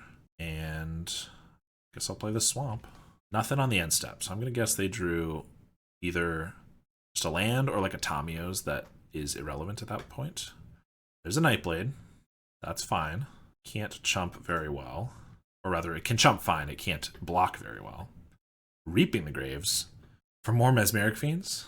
Or a Sage. I could Fiend. I know it's probably not taking anything, but then I could, for 2 mana or 3 mana, buy back our Sage, which means this is 5 power. This is already at 4, 5, 6, 7, 8, 9. That makes any of these 3 lethal, so they have to block with everything. Wait, but if we snuff out, do we actually just win? No, because they have treasures, and Eldrazi spawn with a Nightblade. So I don't think so. But I guess if we snuff this out, they have to block with a Nightblade, right? So they block. Well, if they block here, they would certainly be taking lethal. Okay, so I think we will do that. Let's Fiend once again sack. A bit of a luck sack drawing 4 Fiends, I can tell you. Probably a land. It is. That's okay. Snuff this out. Get back 3 cards. I have to block here because this is already, even with them at a virtual 12, they will certainly be taking lethal. So let's snuff this out.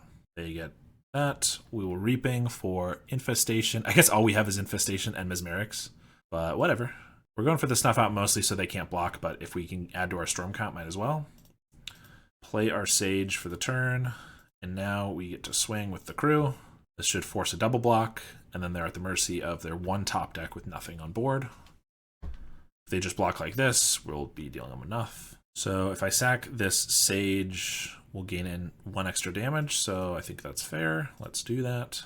And I can sack this, we get in for 7. I don't think I need to, so let's just hit them. Down to 4. They make a treasure, and let's see what they got. All right, got there in our round 3 against Broodscale. Can we please play against some other deck? All right, round 4 here. We get a pretty aggressive start. Carrion Feeder Beetle and 2 guys with double bodies and a Reaping, so we're going to keep this. Opponent mulls to 6. I know Ixtor's name, but I don't know what they usually play. So if they're on Broodscale, hopefully this will be fast enough. This is kind of the Broodscale challenge, it appears. They do mull to 5, tough, but I'm going to feel less bad about it when they play a Colony Garden right here. Okay, well, they're Bogles is my guess based on that, and that feels bad as well. Bogles is not a great matchup for us. We do have the 2 Accursed Marauders in the sideboard for exactly this matchup, but those aren't in the main deck. Now they mulligan to 5, so if we're lucky, they don't have a great hand, in which case maybe we'll be okay. But none of the interaction we have in the main deck, which is pretty limited to be fair, but none of it deals with their creatures. Snuff Out and Shambling Ghasts don't deal with anything beyond Cartouche Warriors or Colony Garden plants or Eldrazi Spawn. If they get just a big guy without trample and without lifelink, it's possible that we can just race them with our big guys while chumping with our small guys. I search for our planes here. We also get to bring in Mesmeric Fiends. Not amazing, but their card quality is so important. They have a few cards that just wreck us and a few that don't matter as much, so being able to pick those off with the Fiends will also be decent from the sideboard. They just play a Ledgewalker. Well, they got a Ledgewalker. Vault. We're going to play a Beetle. I could play a Sage to threaten the block, but that means I'm not sacrificing, double sacrificing, which means we don't have 6 or 3 damage this turn. I think that's fine. On the off chance they go, like if they get lifelink and like an ethereal armor, but no trample, so they have kind of a big guy with lifelink, we can chump it and sack so they won't gain the life. If they have trample, that won't work, but yeah. That's kind of the plan. We will sack this for 1 counter here, and then leave the insect for potential blocks. They have a Rumble, finds a Sentinel's Eyes. Vigilance is fine. It makes it so our insect token can't attack back, but not going to be big enough yet for it to be relevant for these guys, but Vigilance could be pretty bad later on. They could just take another Bogle. They do take a Ledgewalker, interesting. I guess if they trade this one, they want another. They have a Sentinel's Eyes from the graveyard. Right, that's how that works. That makes sense. I don't think we're blocking yet with this. I think we'll just let it go. Gixian is not bad. I think we're just playing that and a Link Breaker, so we have as much sack as possible. And then swing with these 2. Gixian makes it so we have a pretty reasonable attempt at a kill next turn, to the point where they'll at least have to chump block some things probably. They don't block. I did the math. If we sack everything, it's only 12 damage, so we're certainly sacking a couple, but we're not going into sacking everything because it's not lethal. We do need to hit for as much as quickly as possible. If they get lifelink, we really need to, so we're going to sack both halves of that. We're still going to leave the insect token, I think. And yeah, I hope they don't have anything too dangerous here for us. They have a cartouche, so that's first strike. That's fine, as long as they don't have like an ancestral mask, which would be really bad. Which feels like what this is. Oh, look. It's only a 7/7, actually. That's not terrible. If we block here, sack it. This is a 5/5. Next turn I can play a Carrion Feeder, so 6/6. This would only be 7. But I can sack some of them to themselves. So we swing with the whole board. They have to block here. This would be lethal because there's no lifelink. So they'll have to block, and then I can sack enough to make sure this dies. So I think we might be okay here. Let's block. Here is why we saved it. So we're saving 7 life instead of the 2 from before. Village Rites could be okay. We play our feeder. So if we attack with the team and they block this feeder and say this warrior on the mortician, sack 1, 2, 3. This is going to be only 8 to them, so that's not lethal. So I could, if they do that, this is only 7. So actually if I attack with this block, sacking all of these doesn't kill this. So if they block here and here, I can sack. Oh, that's not quite lethal. Dang. Which means that I can't force them to chump. So I think I have to Village Rites this Carrion Feeder then. And we really need like a double body guy, preferably. Life Staff does not do it. Or does a Swamp. Well, that's very unfortunate. So we can attack with the Mortician Beetle, but either of these they can eat. Well, I guess we will add a damage to this Mortician Beetle. It's just going to get chumped here. Yeah, not quite lethal. I mean, if we threw this on this, we still would only have 8 at the most. Ugh, that's unfortunate. So they just chump here. So if they block with this, I'll sack this big guy to kill their guy. This gives them another turn to get lifelink or even just lethal if they draw well enough. That's an Armadillo Cloak. That's 11. So they're going to go to 21. So I have to make 2 of these lethal at 21 damage. That seems pretty unlikely. Shambling Ghast. What does that do for us? So if I attack with the team, they block here, which is the biggest one. I sacrifice it, so they're not gaining life. And this is 11. So I sack that, so it's 13, 14, 15, 16 from the treasure. I can Reaping back 2 of these, but I can only play 1 of them. I should have equipped this over here. I don't know if it'll matter. So, got to recount. 11, 12, 13, 14, 15, 16, 17, 18, 19, 20. I think I'm 1 damage short, so if this Life Staff was on this Carrion Feeder, I think we'd get there. Is that what I'm counting? I'm going to be pretty annoyed. It's got Trample, so we can't chump it. Yeah, I think that's where we're at. I just put this here because it was the one attacking, but it didn't need the extra power, so I should have just instinctively done it on... I should have counted potentially, but I should have definitely put it on the lowest power one. Spread out our damage. I literally think we're 1 damage short, and this Life Staff on this Carrion Feeder would work, but we don't have the mana for it now. Sacrifice this Ghast. Reaping back. Oh, wait. I can get the Ghast, which I can sack through the treasure, and I can get the treasure back, so actually we might be okay. Get the Sage. I think we might actually have a shot here. Sack this, grow that, play the Ghast, sacrifice the Ghast. I still should have put the Life Staff over here, but we might be okay. Because this is going to grow this. Infestation Sage. Now we attack. They block either one of these. They grow at the same rate now. We're at 17 unblocked damage, and then we sack the 2. Yeah, okay, I think we got there. Swing with the team. Block the Carrion Feeder. It has first strike, but that doesn't matter. We just sack this. We just need to not go to damage. We got there already, but we'll just sack this. And the very important part, sack the Carrion Feeder to itself so that they don't gain any life. And hit for 26 damage. Okay, I thought I threw there, and I kind of did, because if we didn't have that Ghast, I'm pretty sure that the 1 damage from the Life Staff would have mattered. But we were able to get there, which is sweet, because I think this is a tough matchup for us, so getting their game 1 is really good. Cursed Marauders. This is what they're here for. Drown in Sorrow can be good too. Early, we saw that they had a 2/2 at some point. Obviously, they try to grow them out of there as fast as possible. Mesmeric Fiends are decent. I think we take out Snuff Outs because they don't hit a lot of stuff. Sometimes they have to go deep on a spawn or a plant token if they don't find a Bogle. I don't think that we need to play for that, though. Life staffs, even though the point was potentially relevant there, not what we need in this match. They have a Sentinel's Eyes for Rotten Reunion, but I don't think that's enough to care about it. So we'll leave those out. In general, if your opponent has no creatures at all, the freebooters, which are generally worse than the Shamlighasts, should be taken, should be better because they scry, whereas the Shamlighasts, if your opponent has no creatures, the -1/-1 doesn't matter. But they do have some plants and things like that, and even if they're not suiting them up, just removing the blocker can be relevant. So I still think even in this matchup, the Shamlighasts are going to be better than the freebooters. So I think we're cutting 3 booters. Reaping's a little slow. It was good there. It was great there. Did exactly what we needed. So do I cut like a link breaker then? Sure. We are bringing in potentially 6 sack fodder pieces.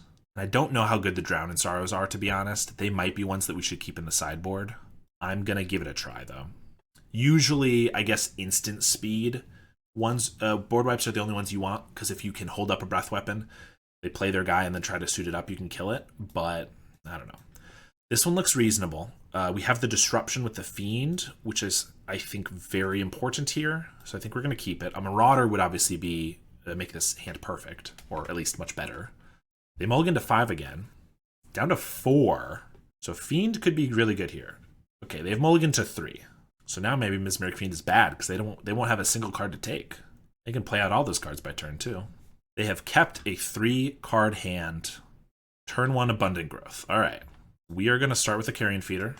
If they have any cards in hand next turn, we will Mesmeric Fiend it away. It's possible they won't. If they have a land and 2 1-drops, they can definitely play it all. There's a Forest and a Ledgewalker. Okay. So we get to take their last card, and then they're top decking, which seems good.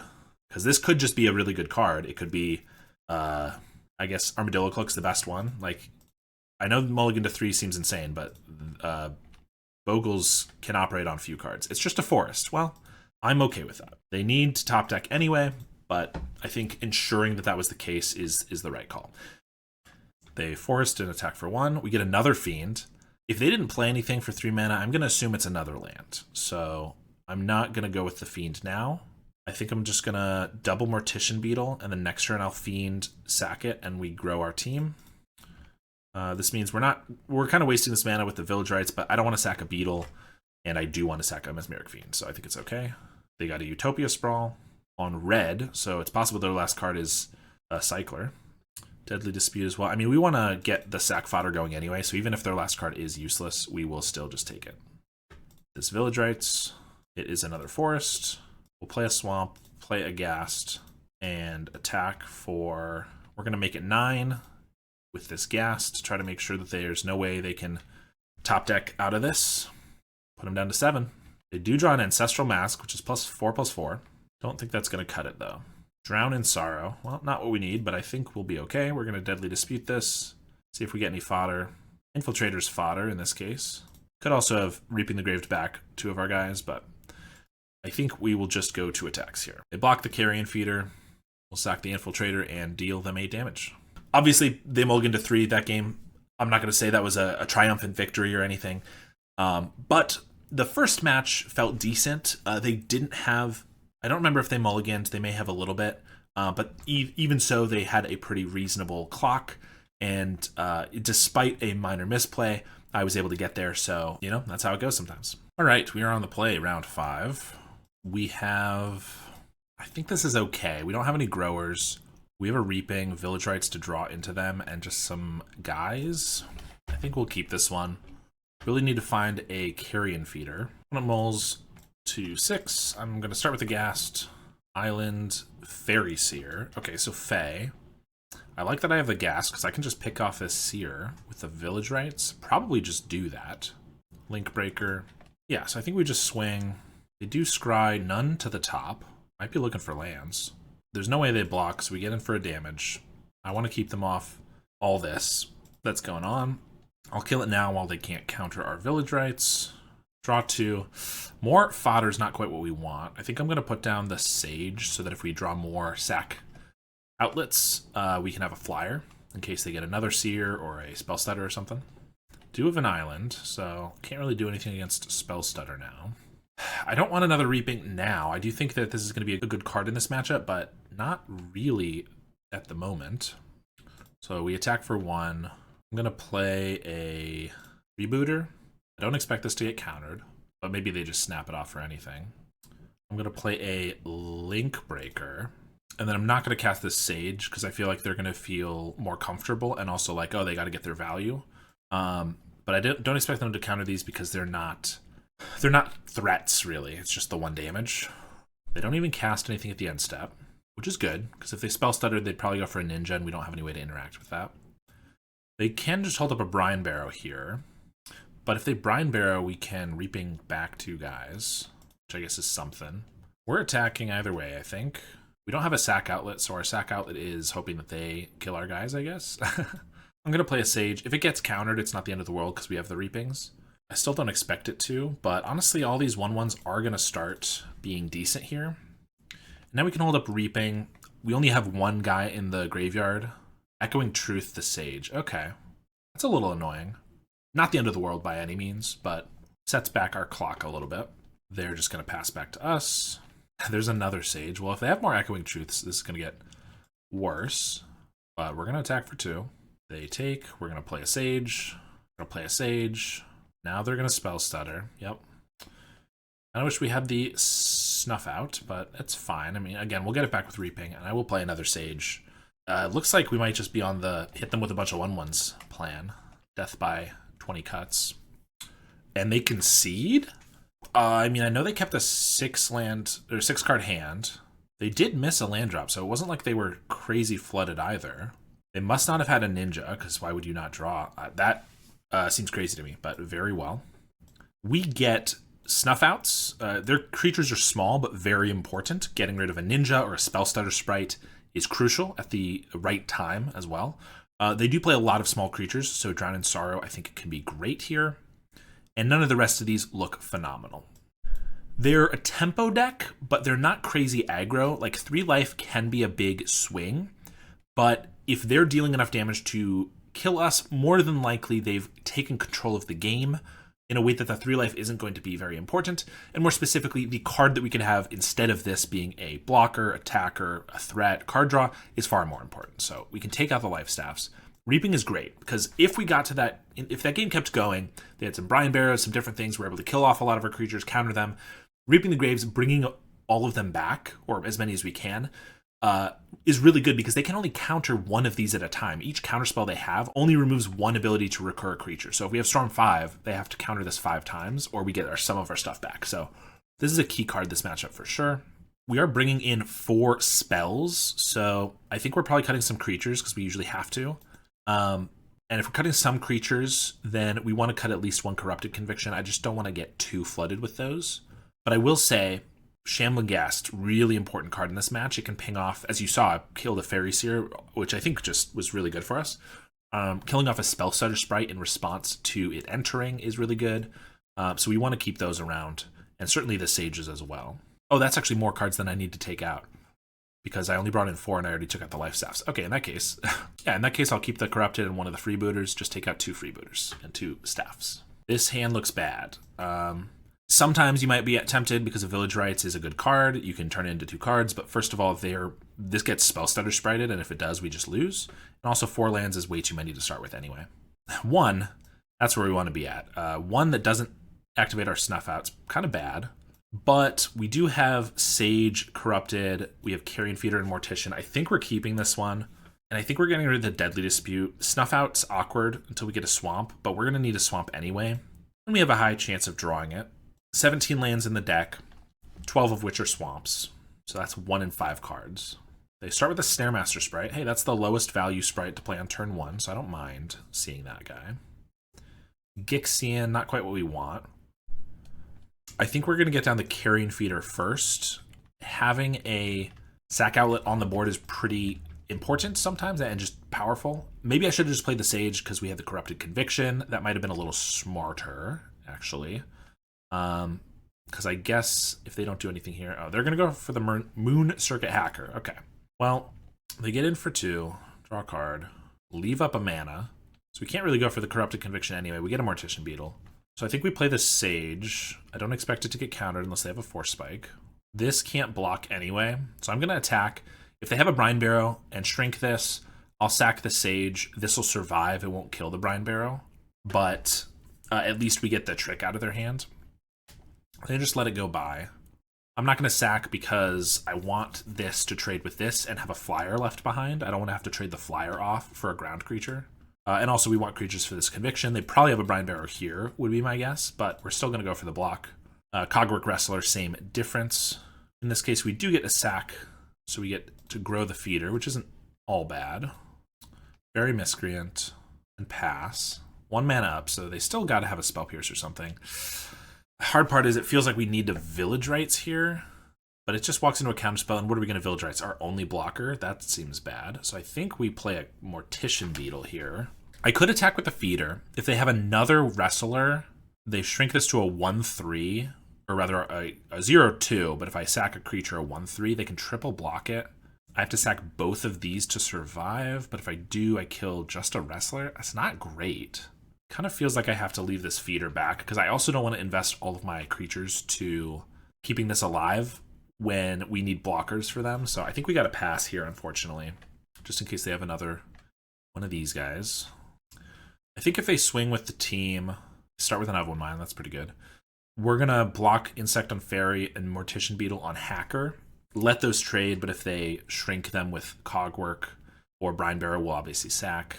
I don't like losing the Beetle, but we can't let these guys hit us, especially the Hacker. Well, especially the Fairy, because it's probably going to be a Ninja as well.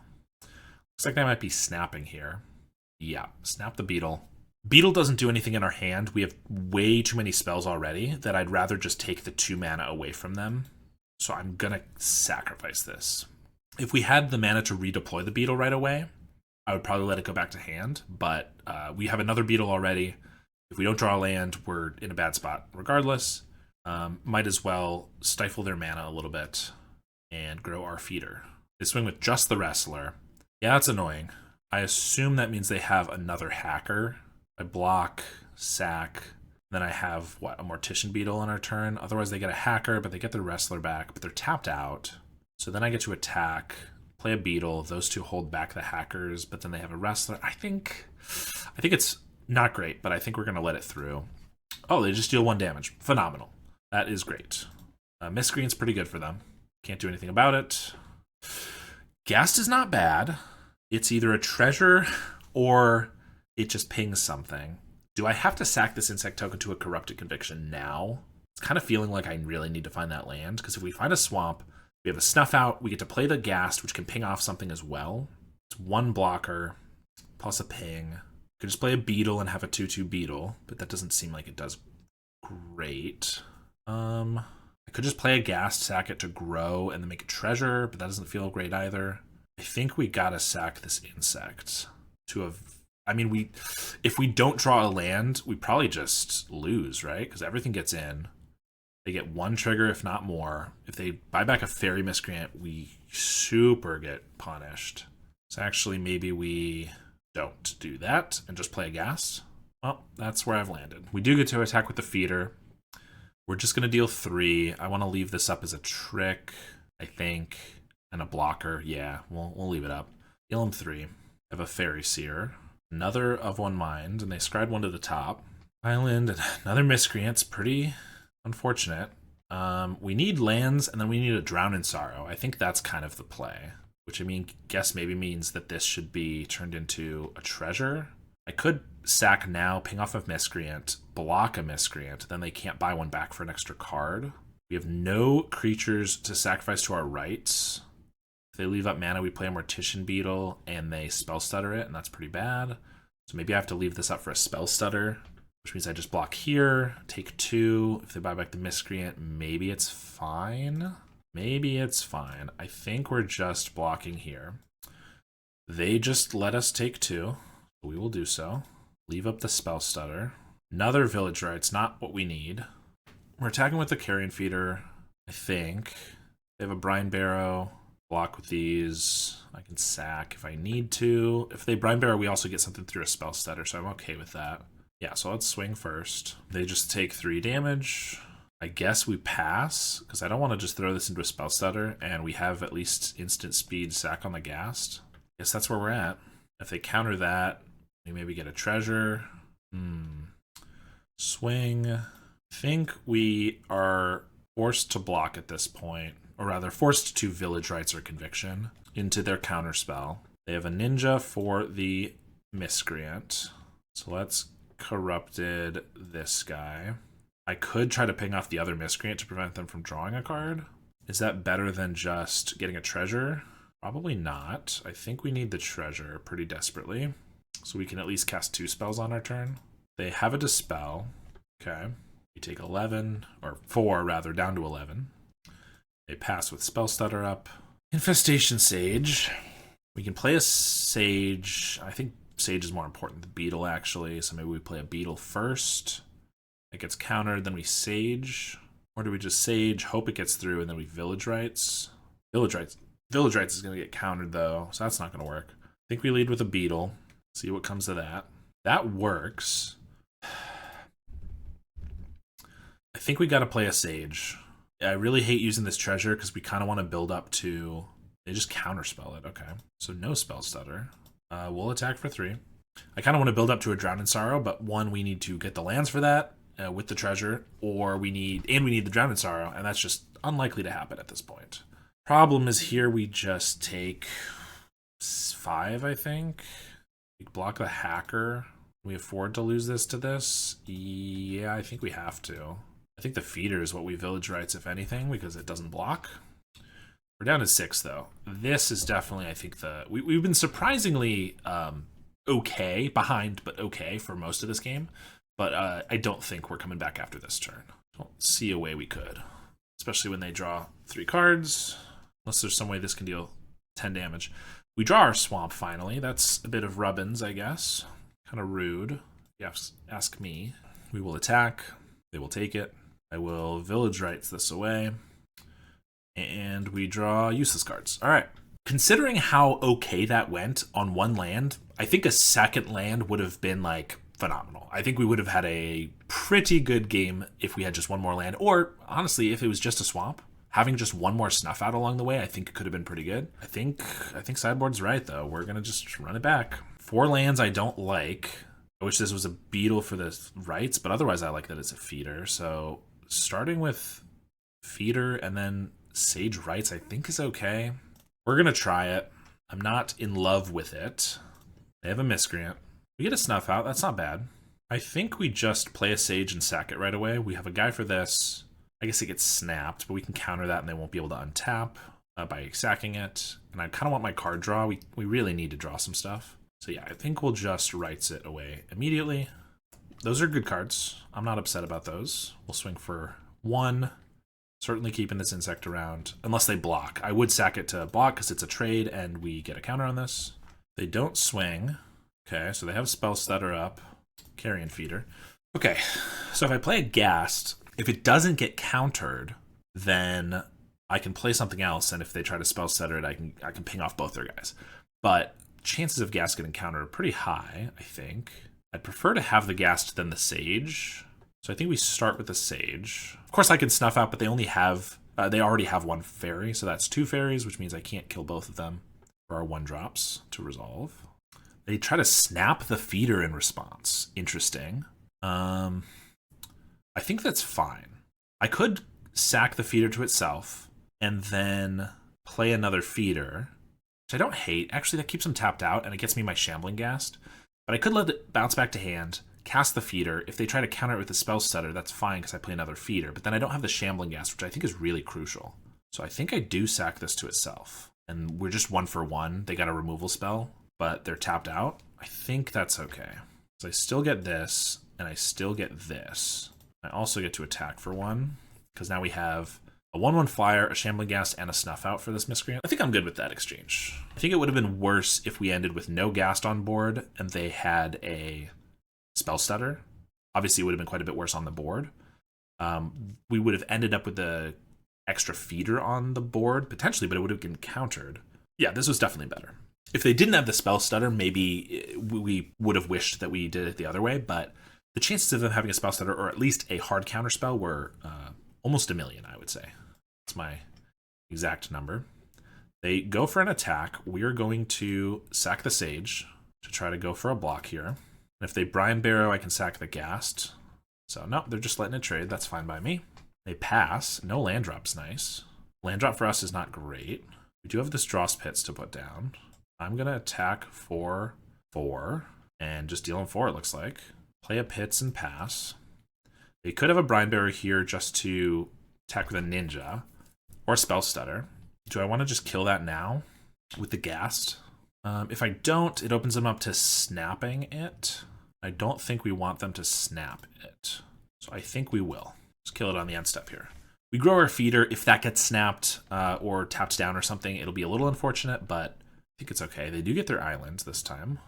Hard cast and of one mind. Love to see that. Mortician Beetle's nice. We don't have anything else to spend our mana on, though, so we are going to sack this Pits. Another Beetle's not bad, especially while they're tapped out. We'll just run these out and attack for 4. Put them down to 10. And they concede. Ooh, we got there against Blue Fae, which is always a tough matchup. Blue Fae is a great deck. Very tough to play against. So many little intricacies. A deck I love to play personally. But yeah, we were able to get there against them. All right, round 6 here. This hand looks great if we knew we were against mono red, because Lifestaff's great, and these pick off 1 or 2 guys each. As is, it is still card draw. Picks off a lot of the more aggressive decks, but I just don't think it's a fast enough clock if we need to be aggressive. So I think we're going to mulligan this. It's a little better. Infiltrator and still some card draw. We're going to keep this one, get rid of a swamp. I had a feeling it was Glee again. Glad we didn't keep that first hand. Yeah, I guess we had our 2-match break from Glee. We're just starting on creature on 1, creature on 2. Then turn 3, we get to play Conviction on the Freebooter probably and something else. We have a lot of card draw, but we need a little more fodder for it. Or of course we're looking for, I mean, you should know the routine by now. We're looking for snuff outs and we're looking for a fast, aggressive clock. We have a Landscape and a Wellspring. We drew a Sage, which is good for turn 3. We're still going to stick to the plan of Infiltrator, get that going, and then sack on our next turn. We got a Forest and a Wellspring. Looks like they got to sack this for a Swamp because they got all green right now, but another Wellspring down is not bad for them. We got a Swamp, so I think we're going to play Sage, Corrupted Conviction, see what we draw, and see if we want to play this Dross Pits or just hold up another Corrupted Conviction. Carrion Feeder and another Infiltrator. Those were some good draws. We definitely want to get the Carrion Feeder down this turn so that it can start attacking. So we're going to be playing a Swamp here. Attack for 4. I could have played the Carrion Feeder first, sacked the Insect token for an extra damage here. Might have been better, but yeah, I might have wanted to do that actually. Get in for the damage while I can. Usually it's just important to damage as fast as possible. We're going to probably end up sacking this token to the Carrion Feeder next turn anyway. Same with the Freebooter, because if we play an Infiltrator, we're going to be getting in for 2 damage for each of these, plus 3 on the following turn with the Gixian. Duress is pretty annoying. We lose our ability to find a Snuff Out, and then know the coast is clear. Ghast here. Luckily, we do just have another outlet. They have the Broodscale. Yeah, we kind of got to find something here. I think that might be a reason to sack this Freebooter on the end step, to scry 1, just to give us 1 extra card that we can use to find that removal spell. It's just a Freebooter on top.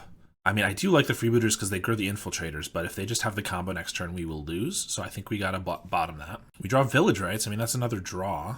So I think we Infiltrator, sack the Insect token, trying to draw for Snuff Out still.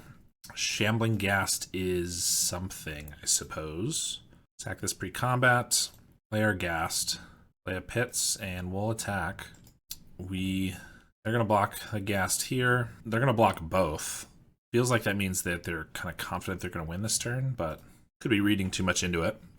No reason to sack, though, so I guess we're just passing. I guess I could sack this Ghast for a treasure, play a Link Breaker. I mean, if they shrink our Ghast, we'll certainly sack it. I assume they're just making a treasure. They do make a treasure. Don't think there's any reason to sack this now, so we will just pass. They have a Chrysalis, okay, and a Ghast, so no combo, but good blockers. Okay, we just draw a Swamp. We only have 1 mana to that we need for the link breaker. So I think we're just cracking this here to draw a card, see what we get. Grows both our infiltrators. That's why we like Dross Pits in here. Draw a card. Another infiltrator. Okay, so in case they have the Glee, we have to have 2 blockers for the Broodscale and the Chrysalis, but they need to both not have 2 toughness, or excuse me, 1 toughness, because the Shamblegast can pick one down. They have a sack outlet, which leads me to leave back 2 Gixian infiltrators. No, the Link Breaker can be one of our 1 toughness guys because it will die into a blocker still. So actually I can sack Ghast, make a treasure. Well, I can play Infiltrator, sack Ghast, make a treasure, play Link Breaker. I mean, we're showing that we have nothing else in hand, but I don't think we're going to stop them anyway by bluffing a Snuff Out. And we just need to force them to jump with as many creatures as possible. So, sack Ghast, treasure, make all our infiltrators bigger. Never had all 3 of our infiltrators on the field before. Kind of cool. Treasure grows them as well. Play a Link Breaker. And now attack. Carrion Feeder would have to be I'd have to sack 2 creatures to get it big enough to eat the Chrysalis if they block here. If they sack both the spawn, which means I'd have to sacrifice 2 of these or both of this, but then I wouldn't have blockers, but then I'd be killing the Chrysalis. So then 1 blocker would be acceptable. So actually I think it's fine if we swing with this. They block Chrysalis here, spawn. I guess they probably go spawn Ghast. Get a treasure from the Ghast. Sack spawn. We'll sack 1 to this. Yeah, I think if they block with the Chrysalis, it's fine. Because we can kill it, so we'll only need 1 blocker. So I think it's okay to swing with the feeder, and I think we should to apply more pressure. They might just leave the feeder unblocked too, because it's probably not lethal here. No, they block everything. Fair enough. No damage to you then. Oh, they get to sack their spawn with no beetle to buff on our side. Unfortunate. They're going to make a treasure and pass. If they can't win this turn, I think we have a pretty good shot at pressuring them for next turn. Let's see. They got an Insight on a Wellspring. Draw 3. They have an Energy Refractor. And they're passing to us. Okay. Snuff Out's a great draw. They probably have a Tamio's Safekeeping, if I had to guess. I'm not just going to run out of Snuff Out here. If they block our 2 biggest guys, that's here and here, then currently they're taking 8 damage, and I can sack this for 10, 12, 13, 15, and then Snuff Out prevents the 2 life from Tamio's Safekeeping. So I think attacking all out wins here. And we have the Snuff Out. I mean, if they somehow survive and then have the combo, we're going to die. But I think we're going for it. They're going to just start by adapting the Broodscale. That would prevent us from doing it. So we are just going to shoot the Broodscale. Since they're tapped out, should make it even easier. Block here, they're already taking 15. So we'll just leave it at that. Nice. All right, same routine as always. I guess not always. We were trying out that Accursed Marauder tech before. Honestly, better when they have Chrysalis. Because even just leading with a Chrysalis is a tough blocker to get past sometimes. But if we can just kill it off, I think it's okay. So I'm not confident it's a great play against Golgari. But obviously we saw, like with the Nightblade and stuff earlier, it would have been decent. But I think Chrysalis makes it a reasonable inclusion. And since we're bringing in 6 of these, I think it's okay to cut... I don't want to cut that many Link Breakers, though. I think maybe 1 more with a Conviction is fine. Do it with a Conviction. I think this is good. All right. Oof. We have the Beetles and the Infiltrator, but our only sack outlet is Accursed Marauder, which is fine, but we don't want to play that until they've played a creature, a non-token creature, and that's not likely to happen super early. But if we just draw like a Carrion Feeder, this gets really good. We don't have Disruption. We need Disruptive or Aggressive, and this is like borderline aggressive. I guess turn 1 Beetle, turn 2 Infiltrator. Worst case, turn 3 Beetle and a Sage, and turn 4 we Marauder, sack the Sage. We keep a 2-1, and we grow our team. I don't think this is... Oh, God. I don't think this is keepable. Part of me wants to keep it. I don't think I should. Let's get rid of it. Let's not think about it another second. This hand is 1 land, but it's not bad. We have our card draw. We have our Feeder, Beetle, Infiltrator, Ghast. I think this is an acceptable hand. So we're going to keep this one. Question is, do I want to get rid of an Infiltrator or a Link Breaker? I think just Beetle Feeder is going to be good enough to get there ideally, so I think we get rid of the Infiltrator. Turn 1, we're going to, if we don't draw a land, we're going to lead on a Ghast, though, so we can sack it into a treasure. So yeah, let's get rid of the Infiltrator. They got a gate on green. Village Rights, yep, definitely leading on Shambling. Ideally, we draw just an untapped land so that we can play Beetle and Feeder next turn, but if not, we'll Village Rights away the Ghast and still probably play one of these at least with the treasure. They go for a Rumble. They hit Glee and a Witness, so they're playing Witnesses. Maybe it's Graveyard Hate would be decent here then. Also makes the Marauder better. Interesting. They do choose the Witness. Mesmeric Fiend. Well, no land means we gotta sack this to a Village Rights. Might as well get in a damage first. So Village Rights, and question is, do we want to pick off their spawn or gain a treasure? I always like killing their spawn, but I think we need the treasure, especially if we don't hit lands here. But even if we do, being able to play something like 3 mana worth next turn is good. 2 lands, not upset about it. I'm okay with that. So do we just put down Beetle and Feeder so we can go aggro? Next turn we can play a Fiend, sack it, take their hand, well, take a card, and then Link Breaker. I think that's right. It's also possible we will want to instead Fiend and Village Rights it away, just so we have the card draw, but I can probably just do that on the Link Breaker the following turn. Even though we didn't start turn 1 with like a Beetle or a Feeder, which is the more aggressive, better play, I think, if you can afford it, the Ghast was definitely the right play on the turn 1 because we would not want to sacrifice either of these to a Village Rights, and we were able to hit our land drop, so we're 1 turn behind on one of these, but one of them only comes down on turn 2 anyway, so we only really miss like 1 counter from it, and if we miss on the land as we did, then it's far and away the better choice. They start with a Wellspring. Got a Colony Garden. Okay, so I can take that Witness if I want, which is decent. That's a good card. Another Swamp. I'm not upset about the 4th Swamp because we have this Village Rights. I don't really want to see another Swamp, if I'm honest. Or is my limit. I think we just start with the Fiend, see what they got going on, see if we're in panic mode, if they have most of the combo assembled and just need to develop their mana, or we need something more, if they need something more, rather. So we're going to sack to this, get our damage up. Their hand, Duress, Shambling Ghast, Tamio's Evolution Witness, Nadir's. So they have these 2, which are really good, but they don't actually have the 2 combo pieces they need. They have a Duress, which, if we just play our Link Breaker, kind of makes this Village Rights bad. They don't have a lot of card draw, though. So what are they going to do on their turn? Landscape, they have 4 mana, Duress us, and then play an Evolution Witness. If I take their Evolution Witness, what do they got? Not Nadir's Nightblade? Duress annoys me, but I don't think we're going to play this Village Rights. We're not going to sack either of these. So I think we're just playing the Link Breaker, attacking, and probably just sacking it once at least, maybe twice, to deal him 8. So it's not Duress. I can't rely. I need to interrupt them, not stop them from interrupting them. Not stop them from stopping us from interrupting them. So is it Nadir's or Evolution Witness? Witness gets back a Glee right now, so it's probably the Witness. Yep, that is what I have decided. Yep, if they want to duress us, that is fine. We will just go with the aggro play. Yeah, they also could have played Witness, and with the spawn, they could have bought back the Glee. So they wouldn't even, in that case, they probably wouldn't duress us.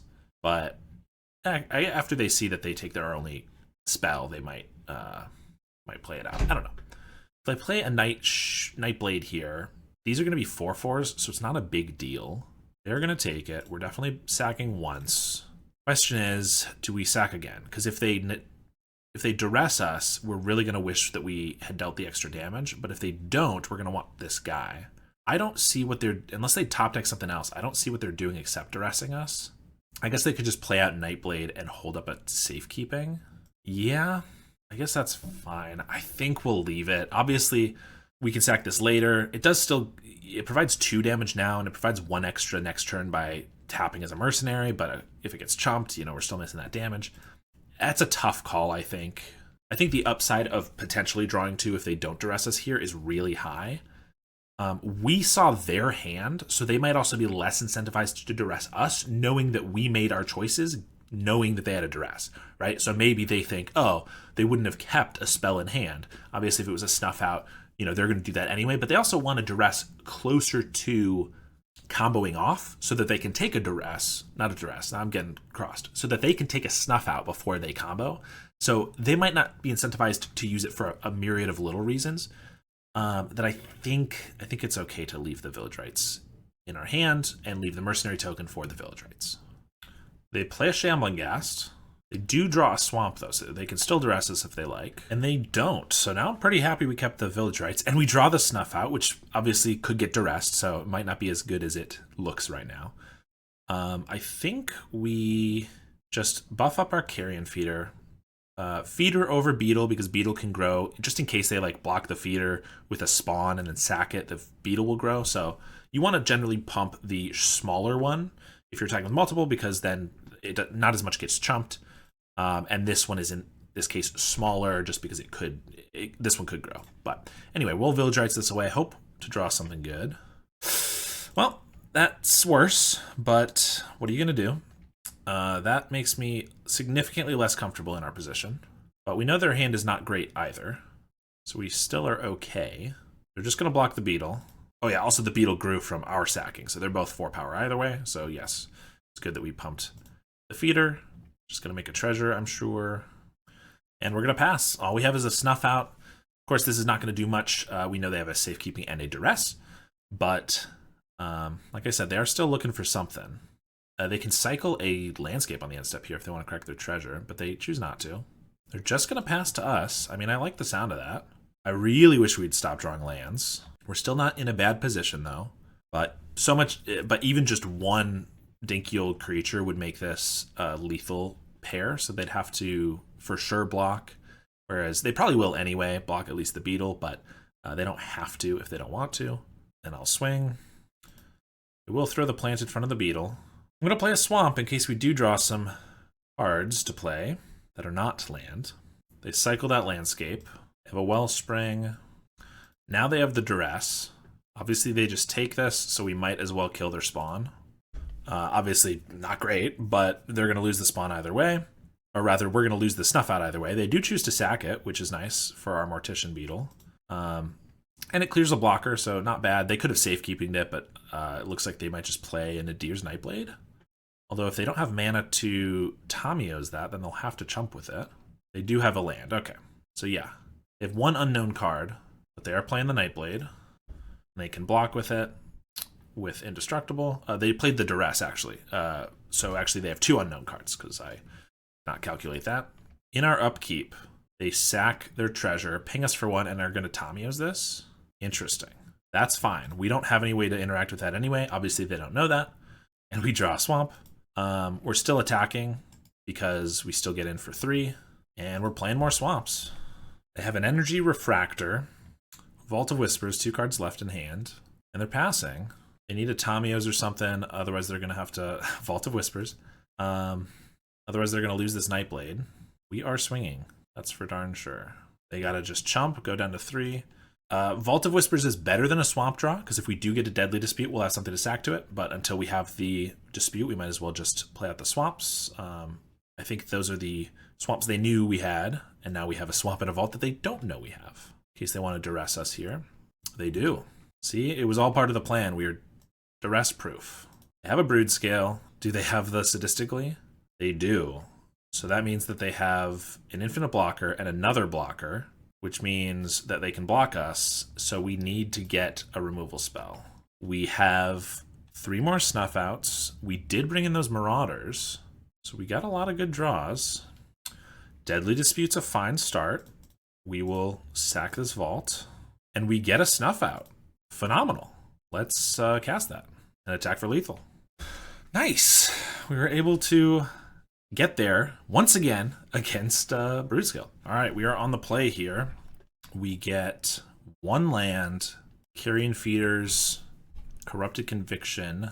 Our opponent plays a lot of Fae, I believe, so the 1/1s can be good. The 1 mana is going to be tough, though. If we turn 1 Infestation Sage, turn 2 Conviction, we also have a Snuff Out. Carrion Feeders are good. I think we're going to try this. This is right on the line where it might not be worth it. If this was like a Mortician Beetle, I think it'd be a lot better. You usually only want one feeder, but we're going to do what we got to do. Start with fodder in case we just want to sack turn 2. They mulled a 6. And start with a ponder. Okay. Could be Dimir Fae or Dimir Control. Could be Is It Terror or Familiars. Something blue, though. That's for darn sure. They don't shuffle. We get another Sage, so we're definitely just drawing 2 here. Attack first. Draw 2. Dross Pits being tapped is really unfortunate here. They brainstorm first thing. Island, Thought Scour. Mono blue? Okay. Cryptic Serpent, Sleep of the Dead. Alright, so mono blue terror. That's what they're on. Another Sage. We got all our Sages. I could play a Carrion Feeder and a Freebooter. I could sack the Booter right away if I want. We're getting a Carrion Feeder down no matter what. We're attacking no matter what. So let's do that. And I think we want a Sage, actually, so we can keep pressure up. Or do I just want another Carrion Feeder? They're not going to play a lot of removal. Sleep the Dead, maybe some Demon Furies or Boomerangs. But I think we're just going with a Sage here.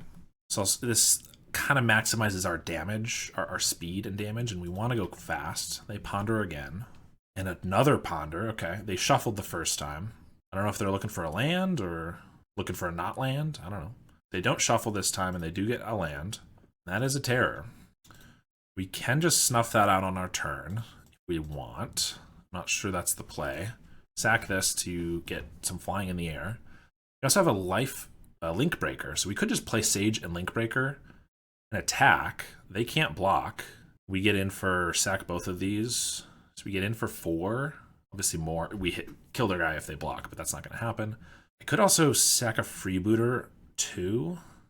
We're really all in on this Carrion Feeder, which I don't love, but I think we got to do it. So I kind of want to sack this Freebooter just to scry and get 1 extra counter.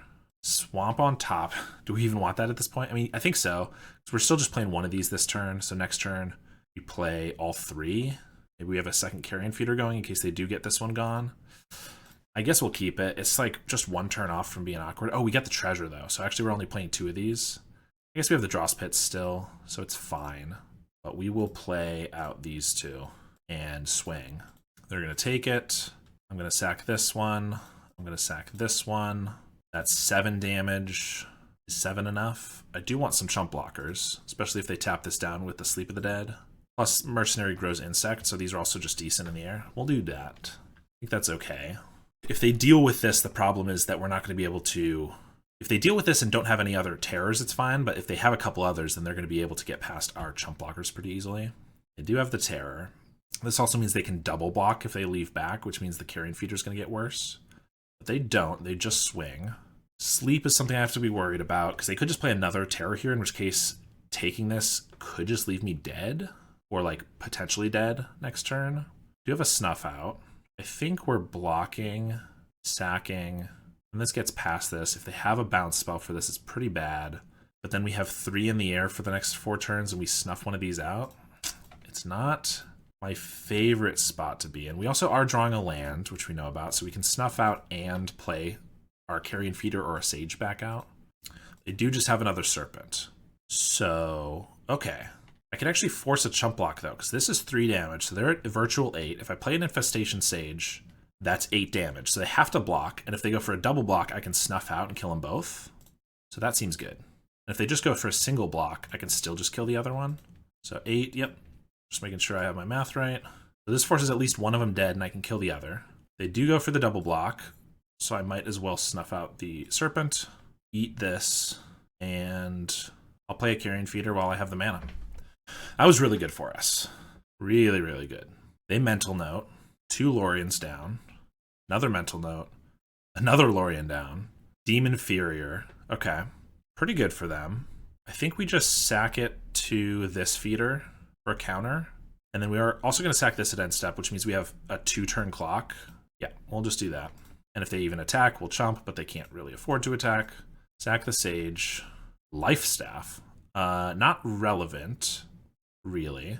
I don't really care about this terror, I just want to kill them, so I'm going to play this Life Staff, buff up an insect. It doesn't increase our clock, But if they have another Demon Fury on one of the insects, then it will keep our clock at 2 turns, which I like. So we will do that and pass. They have a Thought Scour, get a Deep Analysis if they want to go out on their own terms. They're just going to pass. They could have an Echoing Return, but our Carrion Feeder throws a loop in that. A loop in that? Throws it for a loop? They have an Echoing Return. So if we don't sack this, it bounces all our tokens. If we remember to, we're going to get there. Nice, first game. So Life Staffs can come out. Snuffouts come in. Marauders come in. And Reunions as well, because these can hit Sleep of the Dead, Deep Analysis, or early can just pick off a couple cards from the grave to try to delay those terrors. Reaping the Graves is good. It obviously is good against counter spells. If they only have 1 or maybe even 2 guys, it can buy back a lot of chump blockers and keep blocking forever. If they have like 3 or 4 or a Murmuring Mystic, it's not really going to cut it, but I still think it's acceptable to keep in. Freebooters can go. This is a match where the Shambling Ghast isn't crazy relevant, but they do have Delvers of Secrets, and getting a Ghast to ping off a Delver before it flips can be really crucial. I think keeping those in is good.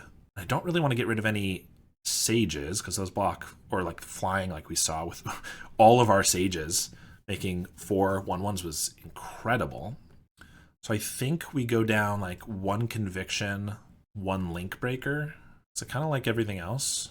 Yeah, we'll try it like that. Oof, I like a lot of Snuffouts, but we don't have the swamp to use them. We still have 2 Snuffouts. I mean, this hand looks fine. 2 Snuffouts. We might have to get rid of one of them, though. We don't really have anything to Deadly Dispute, but we can turn 1 a Beetle, turn 2 a Carrion. I think it's fine. I do think we're getting rid of a Snuffout.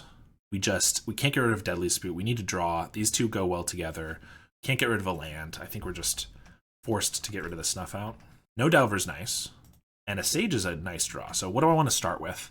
Beetle doesn't grow in this match from them, so that's irrelevant. But I think the Carrion Feeder being able to like interrupt their snaps and their, not snaps, echoing returns and stuff is really good. So getting that under a counterspell I think is really important. So let's just start with the Feeder and pass. They don't even have a Thought Scour at the end step, which is kind of nice. They do have a Brainstorm here, and then a Demon Inferior. Okay, that's annoying. I can put that second from the top though, and then just play out a Beetle and a Sage this turn. I think that's okay. We do want it back, I think. Gixie and Infiltrator's interesting. We know Feeder's on top. Yeah, but I think I want to get the Sage down, because otherwise I'm playing Infiltrator, and the next turn I can't Deadly Dispute. So I think we're doing this. Pass. They're just passing to us, so they got Counterspell up. We're not really going to be able to Deadly Dispute then. We do get to just hit for 2. They know that Carrion Feeder messes them up pretty good, so they're going to counter it, I think. They're also going to counter Deadly Dispute, though, so I probably just pass here and try to dispute on their end step, or if they tap low here, I think that's the right call. They're just going to take the next turn. They might have all counter magic in hand, because I assume we would have seen a Thought Scour at some point, or a Mental Note, especially after the Brainstorm. Here's another Brainstorm, speaking of. Hit their land drop and pass. So do I even want to Deadly Dispute? I think probably it keeps our clock. It grows our clock, because this gets countered, this gets a flyer. They probably eats a counter spell, even a Spell Pierce. Yeah, they Spell Pierce this and then counter spell this. Not great, but it increases our clock, which I think is kind of good. I guess they could just have all terrors in hand, like 1 or 2 counter spells and terrors, which means we really don't want to fill their grave. We only have 1 Snuff out. I think we do it. I'm honestly not sure if that's the right call, though. They have the Spell Pierce. Another Snuff out's not bad. I think we just play an Infiltrator. They know we have the Carrion. It's less mana efficient and also just doesn't do too much here. I don't need to play this pre-combat, though. So let's just swing for 3 in case they want to Echoing Truth something. We'll play an Infiltrator. If they have the Counterspell and then they play 2 Terrors, it's not great. They don't Counterspell it. They're really saving it for the Carrion Feeder, maybe? Another land. They can start playing 3-drop Serpents. So there is a Terror. This is where it gets bad. Carrion Feeder's not bad, because I could play 1, it gets countered, we play another. But these still can't really attack pass, because we have to sack 3 creatures to make them attack trade, and that's not good. I could snuff this out, but if they have a counterspell, it's really bad, even a Spell Pierce. But if I do get to kill it, I attack him for 5, which is pretty good. Just don't think that's going to happen. I think they're holding on to a counterspell and just not concerned with these cards. They're concerned with the Carrion Feeder. So I think we're going to cast one. Let's see what they want to do. They let it through. Well, maybe they don't have the counterspell, or maybe they're less concerned with it now because we don't have a lot of fodder. But we're going to cast a second one. Hit for 1 flying.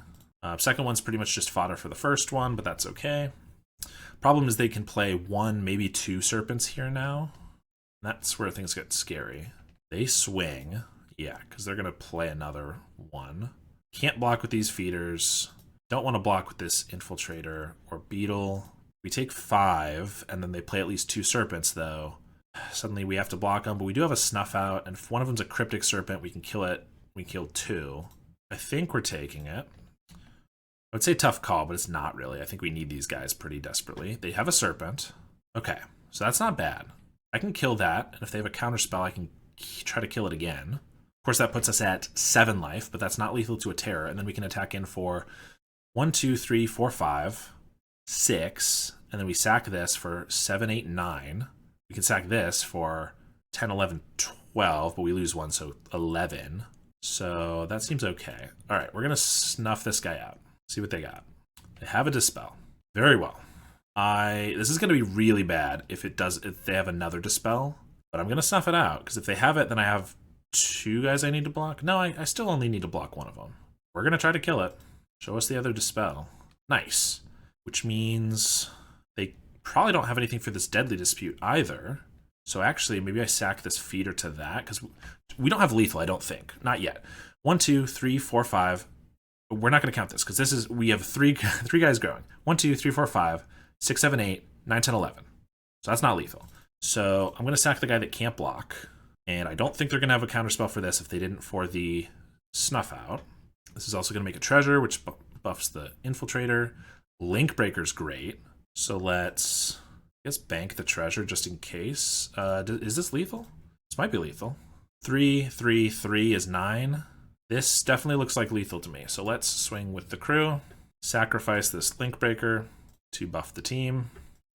Sacrifice this Mercenary. And sacrifice this Insect. For 6, 6, 10, 16. Plus we have 17 with the treasure. Whew! That was sweet. They might not have had the best draws there, but they were definitely doing some interesting stuff with what they had. Didn't have all the Thought Scours early, so maybe it was just not a great draw. But in any case, we got there. Y'all, we have made it to my first top 8 ever with the challenge. I've only done a few challenges before, but never done very well. And this is pretty exciting for me, especially with this deck that I've been loving so much. Black Sack. When it can give you hands like this. Ooh. This is not great. Opponent mulls to 6. We have all fodder and a reaping. So we got to put something back, but then what? Turn 1, gassed. Turn 2, 2 of these guys. That's not a game plan for success. So we are down to 5, unfortunately. Well, our mana base is pretty straightforward, but this is really awkward. Our only tap land and a Vault of Whispers, which means no Snuff Out online. Probably fine. We kind of need to get rid of Snuff Out anyway and just pray that they're not on Broodscale.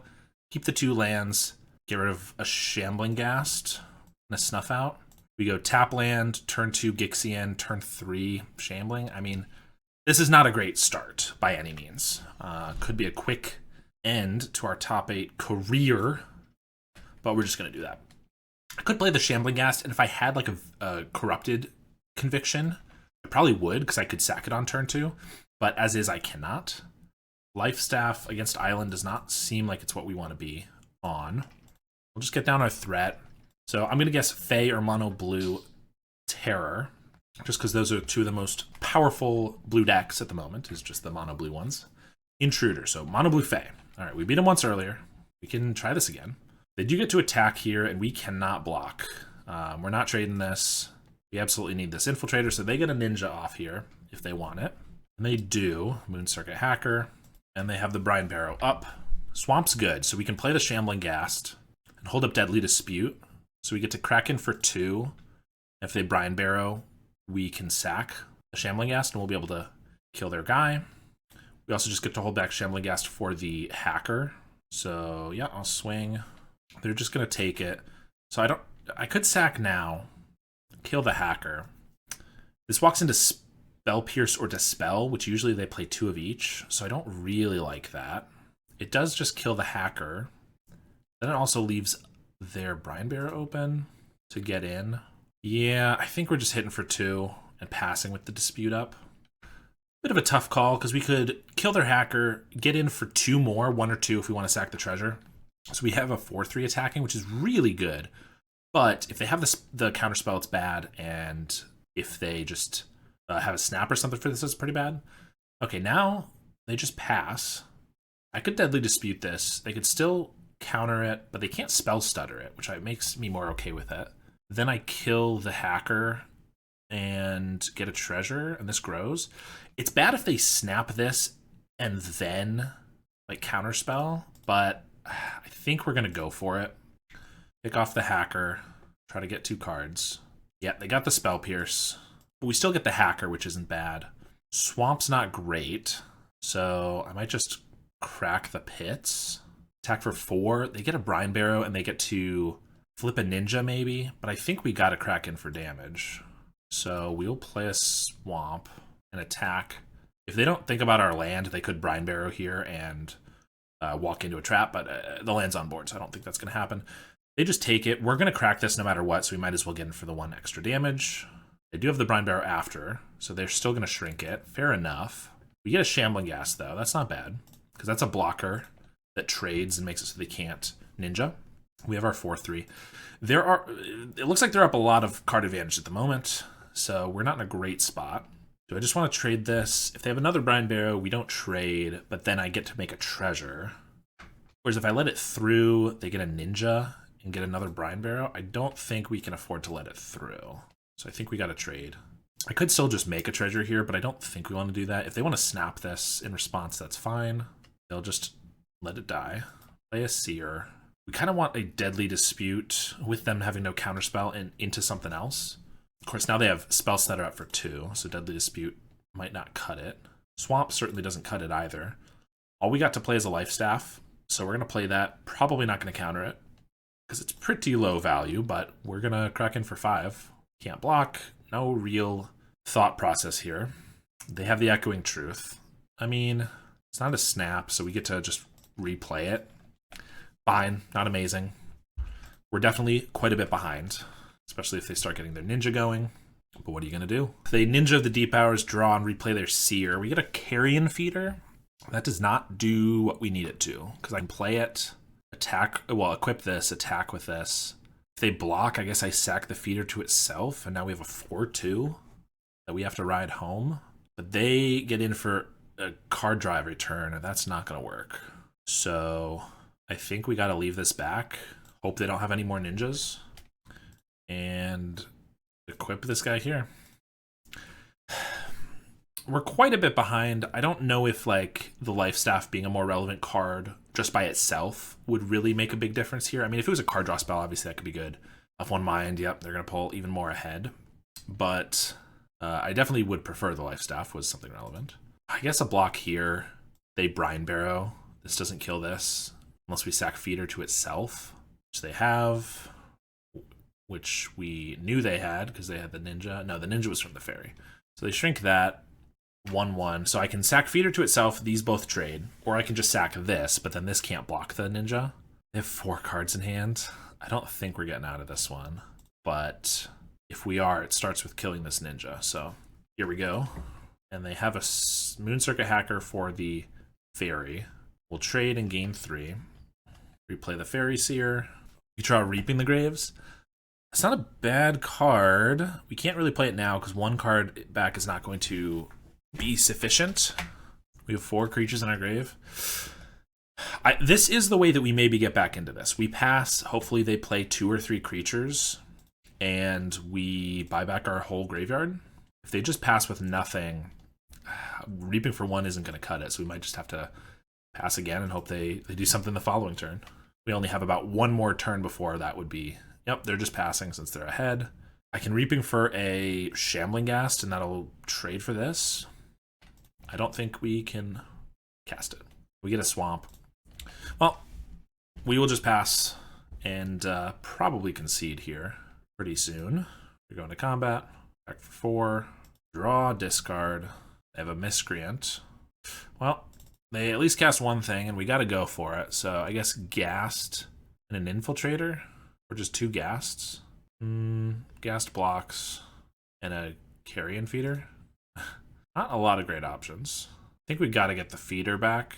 If we survive this, Feeder can help with the Sylvok Lifestaff. They dispel the one getting the Feeder. And they dispel the other one. All right, well, that's what all their cards were. Deadly Dispute's not bad. I think we actually want to keep the Life Staff at this point because it might do something. We'll get rid of a Vault of Whispers. And they have the Spell Stutter Sprite. All right. They are going to get the first game here. Can't see what we would have drawn off the Deadly Dispute, unfortunately. Against Fae, we get Drown in Sorrow, Snuff Out. That's it. We get those 4. Take out the Life Staff. Haven't needed them all day. And 2 freebooters. Yep, seems about right. Let's go again. On the play here, 1 lander, but with a Ghast and a Conviction and a Carrion, we're going to keep this one. No Snuff Out Swamp has been more awkward this today than I had really thought it was going to be. Only 4 Vaults of Whispers, but I guess if we're bringing in 2 Snuff Outs most matches, which we have today, then chances of it happening are higher. We're going to start with a Ghast so that we can hopefully get a treasure off of that, also sack it to draw off the Conviction. They're going to pass, though, so we're going to have to get this past a Dispel, another Ghast. We're going to attack. If they Brine Barrow, that's fine, because I'll sack it. Get it for a damage. Do I just pass, or do I play another Ghast? I guess I could just play a Mortician Beetle at this point. I think we'll play a Beetle. It doesn't get countered. I could wait until they flash into Brine Barrow and then Corrupted Conviction if they do that, but there's no guarantee that they tap out, and they didn't. The Fairy Seer. I do really need this Conviction to resolve so that we can find a second land, but specifically a swamp would be good. Reaping is not what we need right now. Let's see, Mortician Beetle can become a 2/2 here. I think we jam. They block Mortician Beetle, we'll sack the Ghast to grow it. If they Brine Barrow first, it's kind of fine. If they trade here, then I make my treasure, and then I can play 2 1-drops, even though I'm not sacking it, which I don't love. I think that might be okay. That's fine. They Brine Barrow now, that's also fine. Okay. We'll make our treasure. Should be able to resolve this Carrion Feeder, and then also this Ghast, which I want so that we can pick off a Spell Stutter, or we can... I want to cast it now so it gets under those things, and then I have the ability to counter kill a Spell Stutter and just grow these at instant speed and things like that. I think we're in an okay spot. Them having no creatures is pretty nice for us. Speaking of, there's a Miscreant. They're going to pass. Deadly Dispute, not what we're looking for. I mean, we are swinging with the crew. They're blocking these because they know we can pick them off at any time, so they might as well choose the time, which is now. At least that was my assumption after the first one. They block the Mortician Beetle, okay. So that I have to sack the Ghast now. Do I sack it to a Conviction, which probably gets countered? No. I think I just cash it in with this Feeder. Gonna make a treasure, though. This Beetle grows and won't die to the Fae. I guess they block more damage this way. Oh, they have an Echoing Truth. Okay. That's pretty good for them. We do get to finally Corrupted Conviction. It's just I didn't want to do it on my Beetle. But we gotta get it through, and we don't have another creature to use it on, so we're gonna do it now. Well, no land is real bad. I will say that confidently. I just play a Sage, I think, and I pass. Now I have a blocker for the Miscreant if they attack in. I'll sack this, make a flyer so that they can't get a Ninja through, which they're doing. This does mean I lose both of my sack fodder here, but this Carrion Feeder can be sack fodder, and I'm quite a bit behind. I just need to not let them get ninjas down, I think. They cast an Of One Mind for 3 mana. I always love to see that. They do have the island, so it can still counterspell. Well, single counterspell. Finally got our swamp. We're not going to Deadly Dispute our Vault of Whispers, at least not yet, so I'm just playing this Carrion Feeder and attacking. We're not going to sack it right now, because if they have another bounce spell, I don't want all of our counters to be on this guy. A Brine Barrow. Well, if they block, I'm going to sack this Feeder to eat this guy, but I assume they're just going to take 1 now. Yeah. Okay. Do I snuff this out while they're tapped out so that they can't Ninja? I kind of think so. We cannot block with our feeders, so there's no counterplay here except killing their guy right now, and we need them to keep ninjas off. Also, if they have a fairy, maybe they get another Of One Mind going. I think killing this right now is the right call. We don't have a super fast clock, but we are being proactive, and they are being reactive, and that's how we like to see it right now. Another swamp. We'll play that in case we get a decent Reap in the Graves. We have Dust to Dusts, Deadly Disputes now. We'll attack. They're going to take 4. Love to see it. Just gonna pass. End step is Spell Stutter. So do we want a Deadly Dispute in response here? Or Vault of Whispers, they could counterspell it, but they couldn't Spell Stutter it if we do it now. I could also Reaping back 2 creatures. I think we want Reaping up. If they Ninja this back, then I could Deadly Dispute, and it'd be harder for them to. I think we're gonna let it go. I think it's fine. They are gonna swing. Most certainly Ninja it. Finally got their Ninja the Deep Hours down. They pass here. I think we go for the Deadly Dispute. They're probably going to counter it, which I guess makes it bad because then if we don't get a land, we don't have a Reaping, and we don't really have another Deadly Dispute. I could Deadly on this feeder. Could just sit Deadly on the feeder now.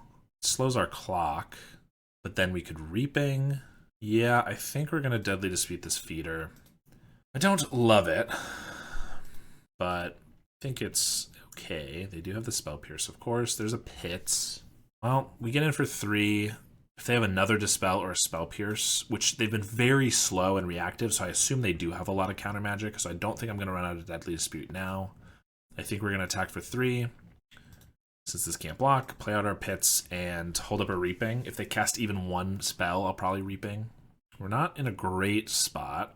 Having no fodder here is making it tough to block the Ninja. Maybe that's a reason I should have Reapinged a turn ago when I had it for 2 on my own turn. When they Spell Stuttered, they go for a Miscreant. One more spell. Come on. But, like, not a good one, you know? Like a, I don't know, Brine Barrow right now. Okay, Reaping for 2. I think we go for it. If it gets countered, or even if both of them get countered, we have a Deadly Dispute. And I think picking up Sages is pretty good. Well, 1 Sage and a Shambling Ghast. I think it's okay. Sage and Shambling Ghast can chump and kill this potentially. I don't think a Mortician Beetle is going to be growing at a fast enough rate. So yeah, that's what we're going for. They can counter one or both of these if they have the cards. There's a Spell Pierce. So we lose the Ghast. Get the Sage though. We know they have a Spell Stutter, so getting this through is actually going to be tough though. If I play it and they Spell Stutter, I can maybe get a Deadly Dispute through. They've already used 2 Spell Pierces. Or if I play it, maybe I get a Gixian through. Actually, I might want this Sage more than anything else, so maybe I just Deadly Dispute first. They Spell Stutter that, the Sage is going to resolve, but if they Dispel it, I know they still have the Spell Stutter. I think that's better. Well, I guess if this resolves, then I have a Deadly Dispute for it, which is better. This is a tough call. They're not going to let this resolve, because it blocks too well, I think. Yeah, I'm pretty sure that's true, and for that reason, I'm going to Deadly Dispute first. Have the Spell Stutter, of course. That should mean that this creature resolves. I think I want it over the Gixian because it blocks better. Although if I attack here, am I going to sack it for 4? No, I think I'm just going to let it block. All right. Oh, it's possible. They are going to block here. Okay, fair enough. I'm going to pass. It's possible I should have played the Infiltrator for mana's sake because next turn, if I draw a land, I could play the Sage and sack the Pits. Evan of One Mind and a Fairy Seer. Bottom both. They swing. We are going to block. They do have a Ninja for the Spell Stutter sprite. That's fine. We're going to, of course, sack the Sage. They do have another island. Ooh, it's a retro border one. So they can still play Spell Stutter, Reaping the Graves. This probably gets chumped. We can't cast this. Well, we can cast this after they chump, actually. If they do chump. We can Reaping back some guys. We're leaving the Insect token home for sure. So we just attack for 4. They do block. So I think we play the Infiltrator as a threat. Cool, that gets past the Spell Stutter now that they only have 1 fairy, or rather 0 fairies, yeah, now. They're going to go to attacks. So if I block with this Infiltrator, I either have to sack both of these, or it's just going to die. If I block and they Brine Barrow, it's annoying, but fine. I think I'm fine with this trading, or maybe eating a Brine Barrow. I don't think we can let them draw more cards, unless this would be 4 power. If I block with just an Insect token, sack this to this gains a power, then it gains 1 if I sack the Dross Pits, so this is 4 power, and now they have 2 creatures they have to block. I think that's what we do. I don't like letting them draw a card, but I also don't like having only the Carrion Feeder as a threat, because any snap ability is going to wreck us, and by that I mean probably just lose us the game, because we're going to lose our whole threat, our only threat. They have a Relic of Progenitus. That makes our Reaping bad. Hardcast a Hacker. We know they have a Spell Stutter in hand. Okay. Snuff out. Okay, so I could snuff out the Moon Circuit Hacker, but we know they have a spell setter, so that's not going to be lethal regardless. So it's possible I just attack. They're going to block the Infiltrator maybe, but then snuff out. I could sack the Dross Pits to grow this to survive, snuff out a Ninja. I think we're attacking with both. I don't see the win by holding back here. They have a Brian Barrow. That's pretty bad, I will say. We already were pretty sure they had it, but the confirmation is unfortunate. Block here, block here. So I sack this to keep them alive, but they've already used spell pierces, so snuff out's gonna hurt so much because they have a spell setter, and if they have another ninja, it's gonna kill me. I'm gonna sack this to grow this here, see if they have like a snap or something. Try to keep my guy alive. Draw a card. It's just a land. We can go to damage here. If I snuff out and they counterspell, I just lose, so I cannot do that anymore. If they tap out here, they crack the relic. I wanted to hold up Reaping the Graves. They could still have a Dispel, so I can't snuff out here either. I wanted to hold up Reaping the Graves, especially after a snuff out and them casting a thing to buy back a bunch, but it just... I don't think I could have afforded to lose our Infiltrator. They're attacking for 4, that's half our life. It makes snuff out uncastable. Yeah, I could snuff out here, and if they don't have the counterspell, we can survive, which I think is good if we know that they don't. But if they do, we die. And I think I'd rather they play an untapped... I get an untapped land, and I can snuff out their only blocker and hit for a 9. That seems unlikely, but we'll give it a shot. I only have 6 cards in hand. Hard casting a Ninja, show a weakness. Link Breaker, that makes it so this is lethal. Yeah, I mean, we'll play it. It'll get spell stuttered, and I could snuff out the spell stutter and die. That sounds pretty good. Okay, so I just attack with the feeder. They probably still chump. I have a blocker, and I'm not quite dead. I guess if they don't chump, then I am dead. But they have to make that call.